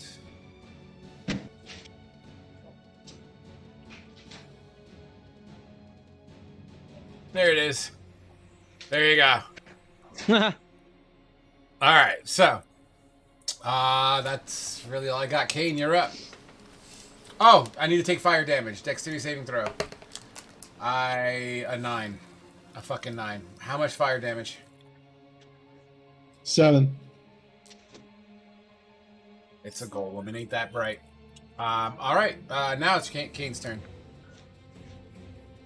Can I get right here? You would be in the flaming sphere. It only damages at the end of your turn, so. Fuck it. I'm in the flaming sphere. I get a dex. I get a dex save. I get a dex save. I don't attack this thing. Oh, wrong button. All right. First attack. 22. Hit.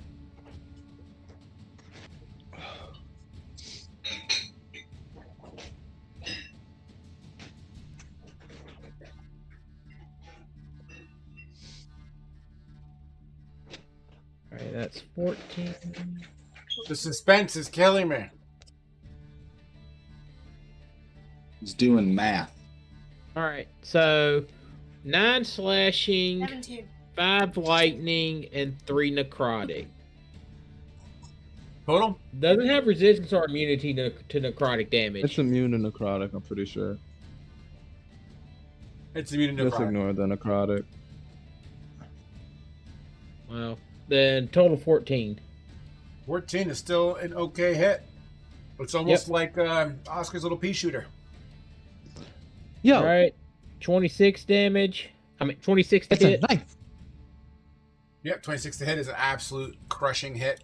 You brought a knife to a flesh golem fight. What'd you expect?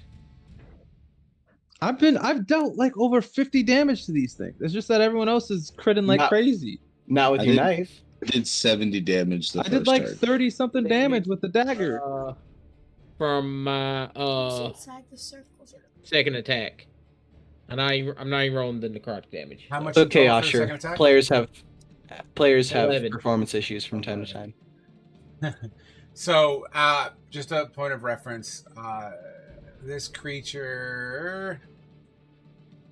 these creatures combined have an HP pool of 548 health. Just so you're aware. All right. And yes, you got your 2 hits. Kane is gasping coming in with these swordman-like skills. And that's a lot of HP. I'll make my dex save for the end of my turn. Get it. 22. 2 damage. That tickles. Please, no. Would that be your turn, Kane? I'll brush out the fires and that'll be the end of my turn. All right, Eustace, you're up. Scary.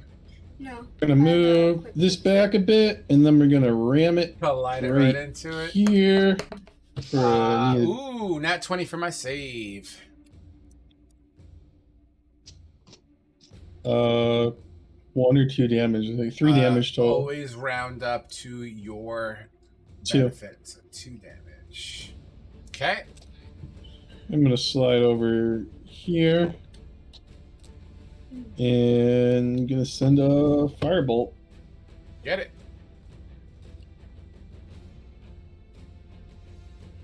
Hmm. 22 to hit. Absolutely hits. 7 fire damage. 7. Oh fucking A! I just did. Did I just do 70 damage by accident? Or did I do You 60? did 60. 1 second. 7. Just got it. Thank you. My co-pilot saved my ass. Oh, I have a question. Doesn't it burn Kane? Would that be your turn? As Yep, your Yeah, that was my the turn. 2 damage Kane just took before. Yeah, that was the 2 damage I took at the end of my turn. And the bolt kind of weaves its way through Annahel and Kane and just slams into this creature. Oscar, you're next to bitch slap it. What? It's your turn, Oscar. Well, no, I understand that, but like he said, I'm next to bitch slap it. I don't, what? Yeah, because There's bitch no one slaps near me. don't really hurt. You know. Oh, It's all right. just Well, EGP shooter. like Oscar's like, no one's actually saying this. Boss is just like, oh yeah, and I'm gonna use my bonus action to give myself advantage Okay. and fire a what's it called? What's the name of the spell? God, chromatic orb at it Okay. at 2nd level. Hold it. Okay. So I'm gonna give myself advantage. Roll 22 to hit. Absolutely hits. All right, so this is 48, and I'm gonna choose. Wow. I mean, we're doing a lot of fire. We're gonna do fire damage, so that's 20 fire damage. You have 20 fire damage. the material components for that? I only do material components on spells that physically affect the real world and identifies. So if it's something like, hey, I want to reshape the earth and things like that, then I'll use components. But little mamsy-pamsy spells, I don't do the components for it. Chromatic orb is the- not a pansy spell. It actually, the so components this, cost. it actually, I never even noticed it had a. Yeah, it requires a diamond. It requires a 50 gold diamond. Wow, pieces. What that's the hell? expensive. Every I time know. That's it's why I a- was saying. I've only It's a seen first level spell. I've only seen Yeah. the chromatic orb really do work once in my entire life of DMing. I don't think it consumes it though. I think you just need it. It doesn't, but you do need it. Oh well, Oscar would 100% have It doesn't matter. In this All right, case, Yeah. I'm worth I- 50 gold. I'm cool. Like this is fine. I'm not that Yeah. kind of DM. All right. But like revives will absolutely consume a diamond, as an example. Yeah. because Alright. Oscar has like over 200 gold. So your chromatic orb actually just grazes the nut hair on the massive dwarf in front of you as it kind of just weaves through. What? It's really, you see, it's really cold. So I like, as a bonus, like the heat, like they were like shriveled up. So like I'm helping, I'm giving them some relief. Wait, Giving them some relief. you say this is cold damage? No. Oh, I was okay. saying it's really cold out. So like Gotcha. I'm giving him some relief from the cold. Fair enough. As it slams into this creature is not looking good at all. As it is now You pea Thermal's shooter. turn. Yes. I'm gonna hit it with a maul. 22 to hit. Yes. So that will be. Let me get all my damage in here.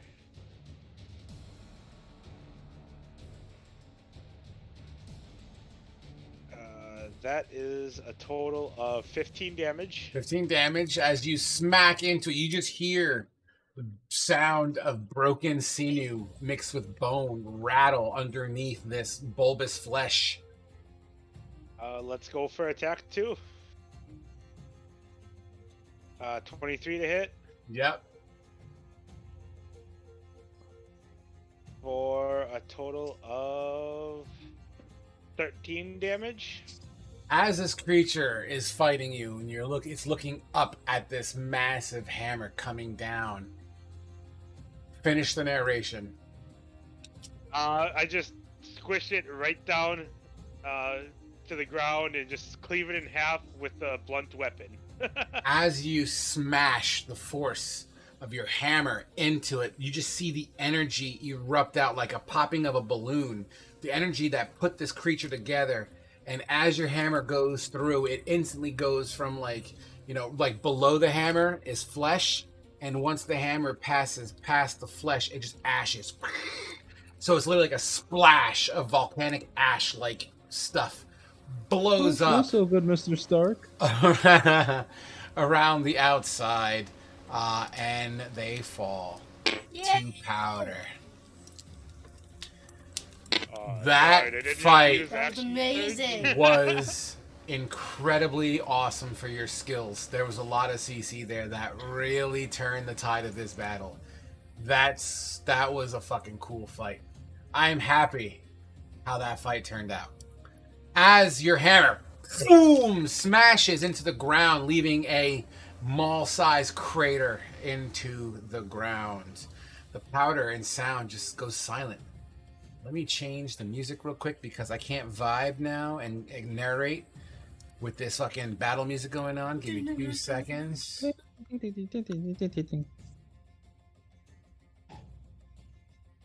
Link.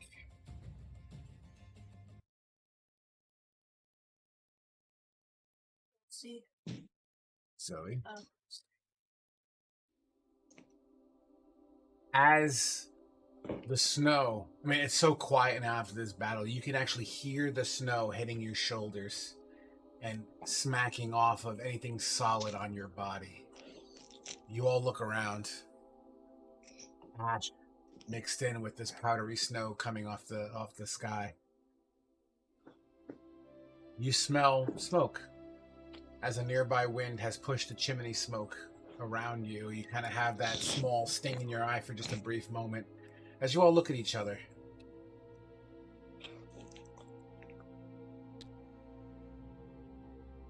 Well, That was intense. Should we see who's inside? I can open the door. Thermal, I'm pretty sure you could just rip the fucking door off right now. Lifts the roof up. Lifts the roof up. Puts people inside. Right. Punch a hole in it. No, Actually, we need to sleep there. We need to sleep there. You want to sleep in a place with flesh golems? That there was flesh golems? Technically, yeah, I do. This is when Ash was going to pipe up. I cast Detect Good and Evil while you two were first bickering at first about breaking into the place. And the Wild Mother only showed me that there were only these things there. Everything else seems fine with the cabin from what I saw at the beginning. Can someone cast Detect Magic? I'll start ritualing Detect Magic by the cabin. I'm going to go pick up my rapier and my shield and kind of... I want to investigate the flesh golems for anything awesome. There's nothing left. They all turned to ash. They turned to. So you don't want me to open the door? What you would find? No, we do not want you to open the door. You would find the medallions of the Iron Wolves, which would be particularly identifiable, primarily to Asher, as you would find the medallions to the dwarves Camille, Camin. You would find the medallion of Finn the human, Rifuk the human, Adventure time? Thorin Glow, the young recruit human, and Eglin, the half elf. Asher would collect up their medallions and hold on to those. You collect them, and as you open your palm, some snow would hit, periodically in different sections, and you would just see like the flakes individually like land on it and slowly just kind of melt from the warmth in your hands through the medallions that you're holding. They're still silvery enough that it reflects the ambient light and kind of shimmers. You close your hands and you kind of just say something in your head. ... Asher he's holding them and he's looking at them, and all he's thinking in his head is that, brothers, y'all can rest easy now. Your fight's over. You put these medallions in a safe location on your person. As you look up, you see your cohorts leaning over towards the cabin location, and then I heard, what's Eustace doing? I'm going to detect magic ritual. So to look at the door, and when we get inside to see what's inside this place as well, in the cabin in general. Thinking. Is the cabin an illusion? 1 second. Zoe, if you're gonna have a conversation with someone outside, just please go the fuck away, because I'm working here.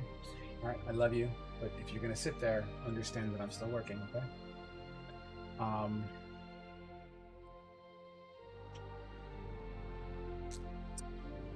The cabin registers as magical.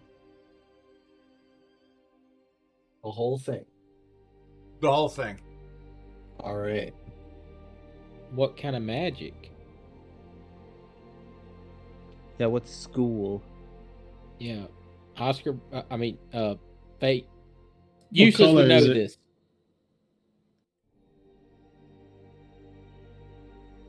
Is it illusion? It's. You're welcome to touch it if you'd like, but it's not purple. If that's what you're asking, because I don't know what color it is. It's magical. Let's just make it unmagical. How the you gonna do that?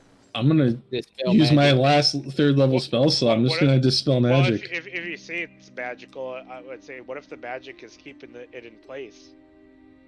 Well, Eustace, you should know what school of magic it is from the. So technically speaking, detect magic only detects the effects of spells, and that's why you should be able to tell whether or not it's a school of magic or not. However, I think Frog uses it as a way to say that something is inherently magical, but it does not directly come from a spell. I think that's kind of the point here. Well, detect magic also would be if an object is under the effect of a spell, I do believe. Yeah, but that's not necessarily that's not necessarily what true. Magical means to Frog. It's magical.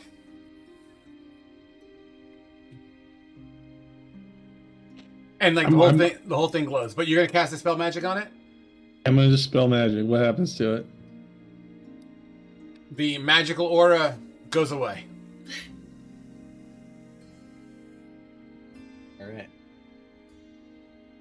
Alright. Not it. I'll go ahead. Question, Frog. Whenever I had detect good and evil, it tells me if a place has been desecrated. Had this place been consecrated or desecrated? Is that what you specifically? Okay, so the question I have is, when you cast that spell, does it give you all that intel, or what you're looking for specifically? It gives all me the intel? all of that intel. You don't get any kind of feeling of desecration. I'm gonna walk in. I'm gonna go into the fucking shack. It's still locked. I'll break it down now. You need to give me a strength check. Actually, give me athletics. Let's make it real. It's a 13. The door hinge kind of pops up, and the doorknob itself smashes through the wooden frame enough, like a little, little hole, and the door creaks open. Warmth comes out, and the smell. You're so strong. And the smell of food and apple pie can be smelled. I'm gonna walk in. Not second either. I'm going right in after Annahel. Okay. Give me one moment, please. Where did I put that?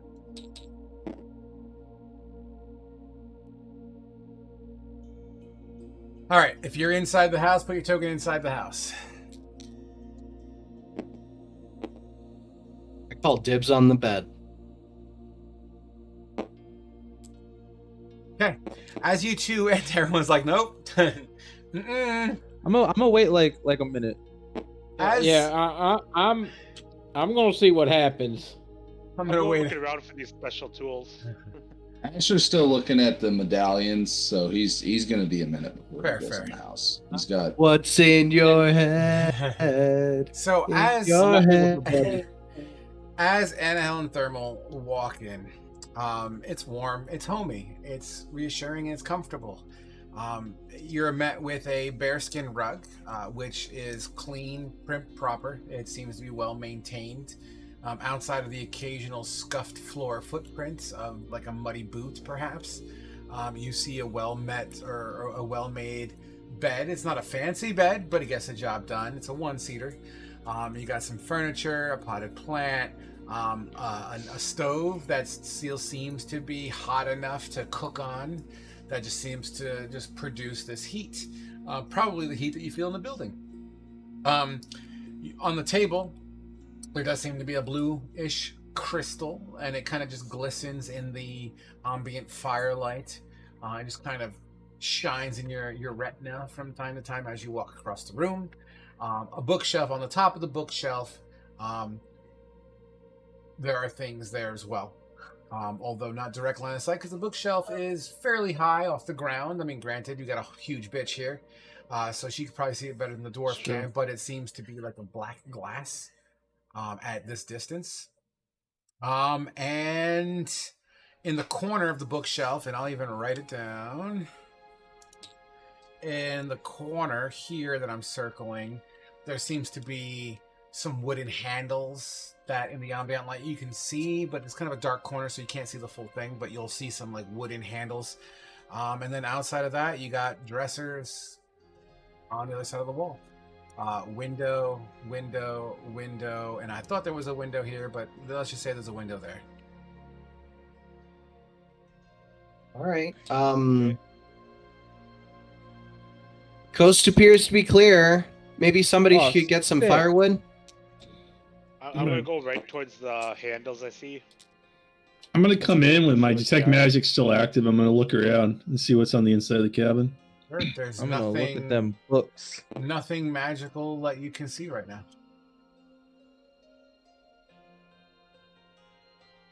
Could I do a peeky peek at the books?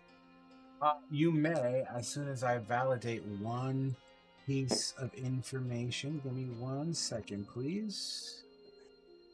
One.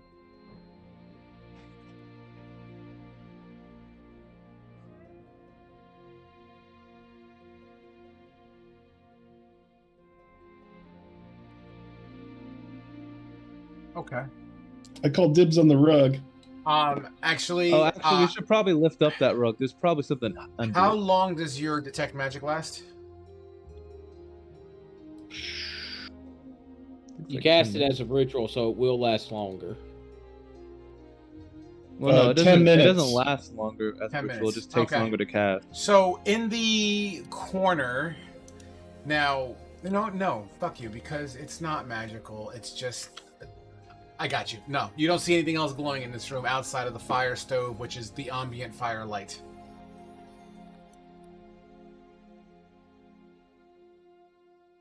Well, there doesn't seem anything magical inside. Let's check around for this obsidian. Isn't it that on top of the bookshelf? Mage hand. As you mage hand, there is a chunk of black glass. And as your obsidian hand, now this is heavy for your hand rather, but it's not heavy enough to break through, but you bring it down, you feel the power of it. Like you can feel how heavy this material is. That's a chunk. Yeah, it's about the size, let's just call it maybe a little bit larger than a football. It's a chunk. It doesn't seem to be shaped in a certain way, but as you hold it and look at it, there's like these green veins that seem to kind of spider through this glass, this black crimson, this jet black glass. And it's almost like, it's weird, right? It's like the absence of light, but you can still see through it. It's really an interesting material. It's really cold to the touch as well. And it's heavy. Neat. And I was going to plop down on that bed. You plop down on the bed and you hear "Arr!" as it squeaks with the little rusty springs that are inside the mattress. Is it a dwarf bed? Thermal is just checking out these handles, seeing what kind of tools they might Yeah, be. man. Roll me a d6. Oh boy. How about a 6? You die.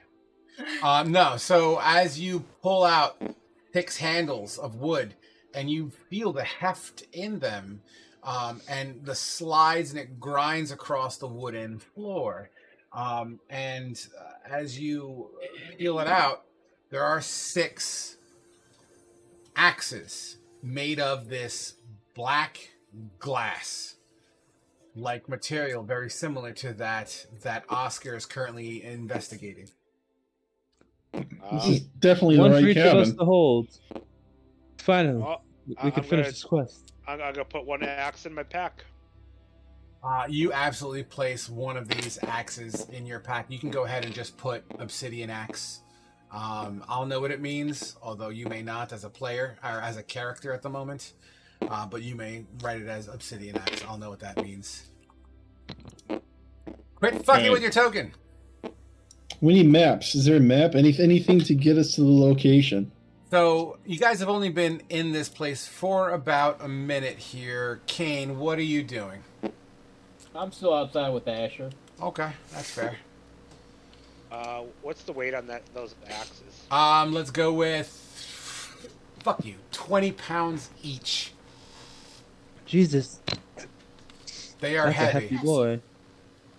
And once again, that black glass has these like green, neon green, spiderly like veins kind of going through it.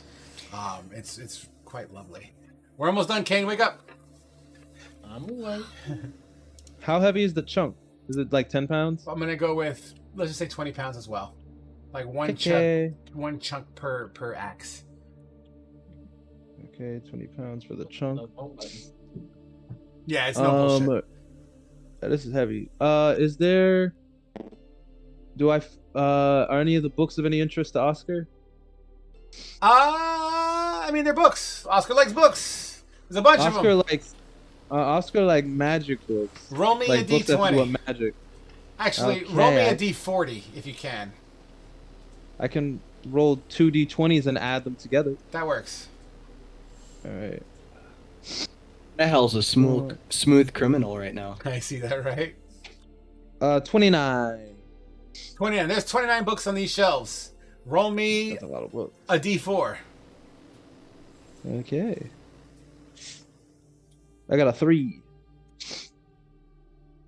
There is one book that seems to be adorned with some fancy lettering, a little bit more goldeny kind of text, and the cover itself is like in a red velvet.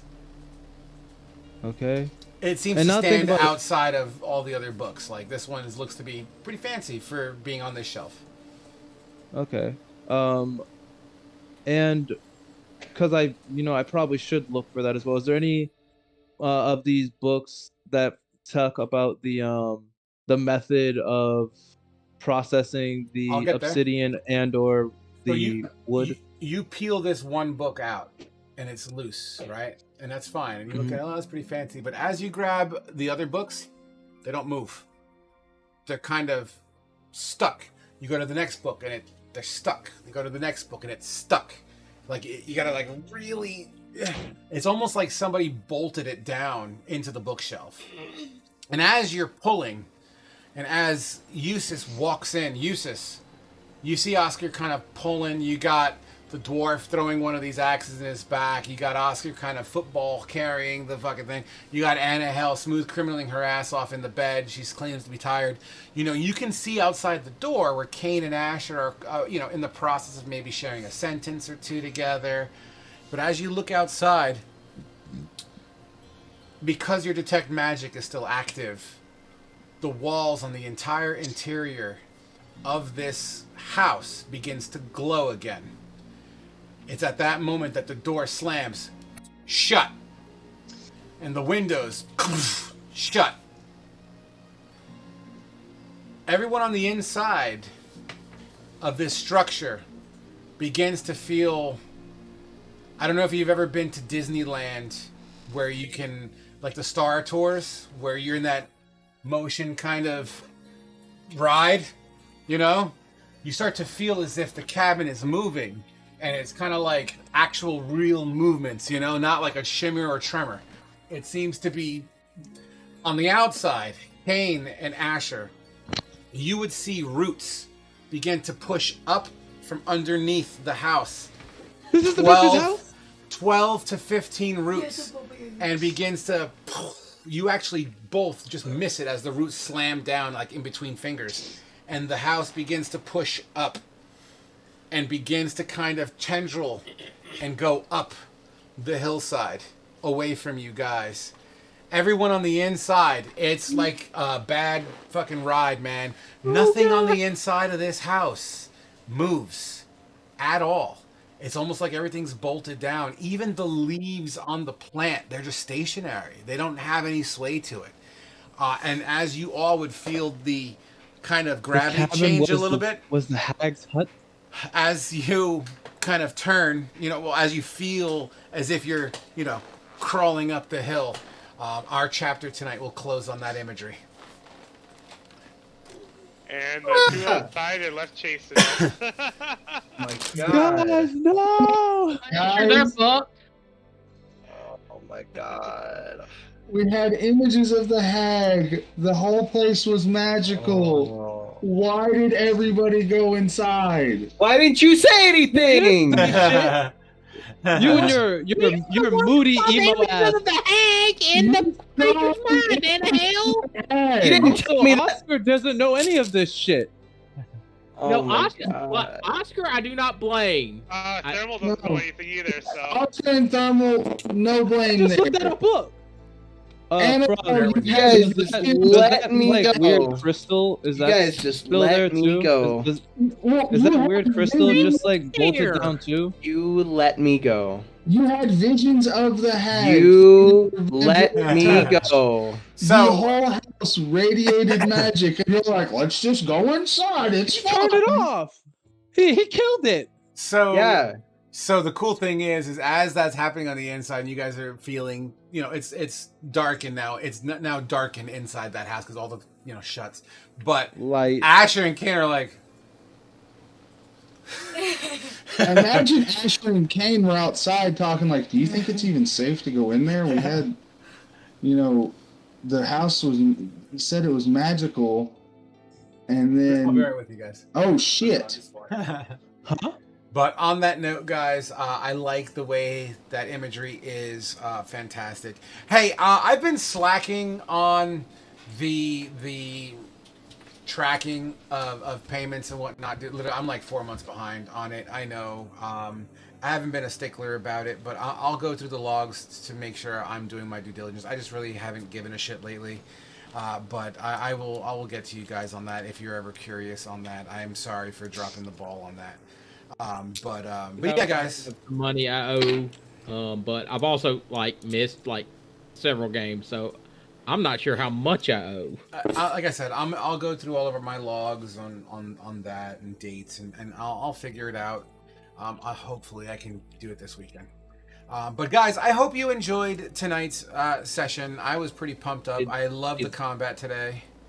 Did we man. All the crits. All the crits. You asked me if you leveled? I did. You know we only do that after a long rest. Well, you know, the house might be moving, but we might be sleeping. You know. Oh, Yeah.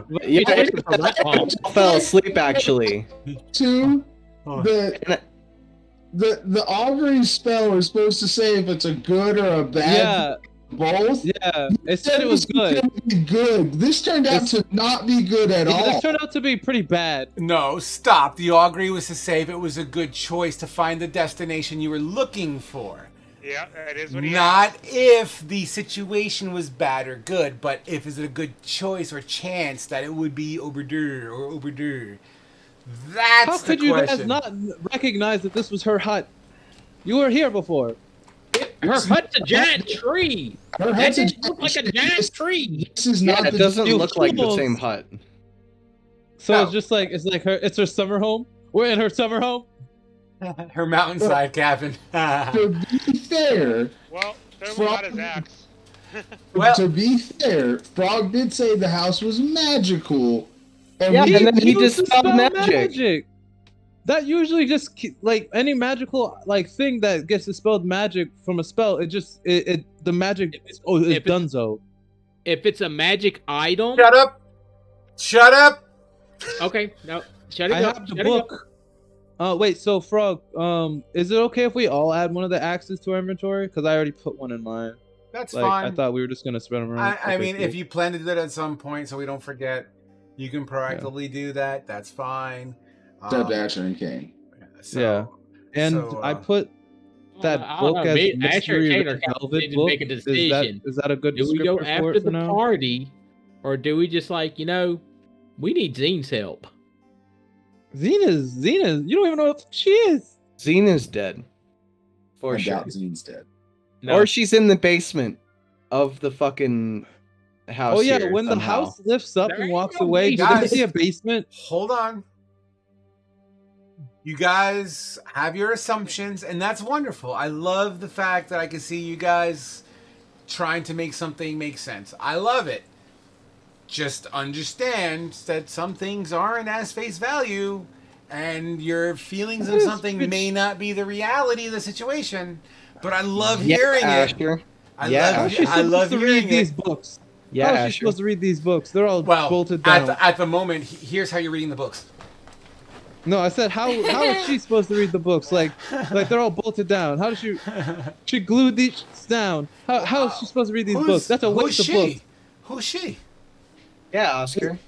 You know, was there a fucking welcome mat? What was there a sign outside that said Hag's fucking place? I don't think this is the Hag's house, guys. Then why were there flesh golems of his friends? And why did they see the hag? Why did Annahel see the hag's face? You don't know about that. That's me. That's my thing. I know. I'm not.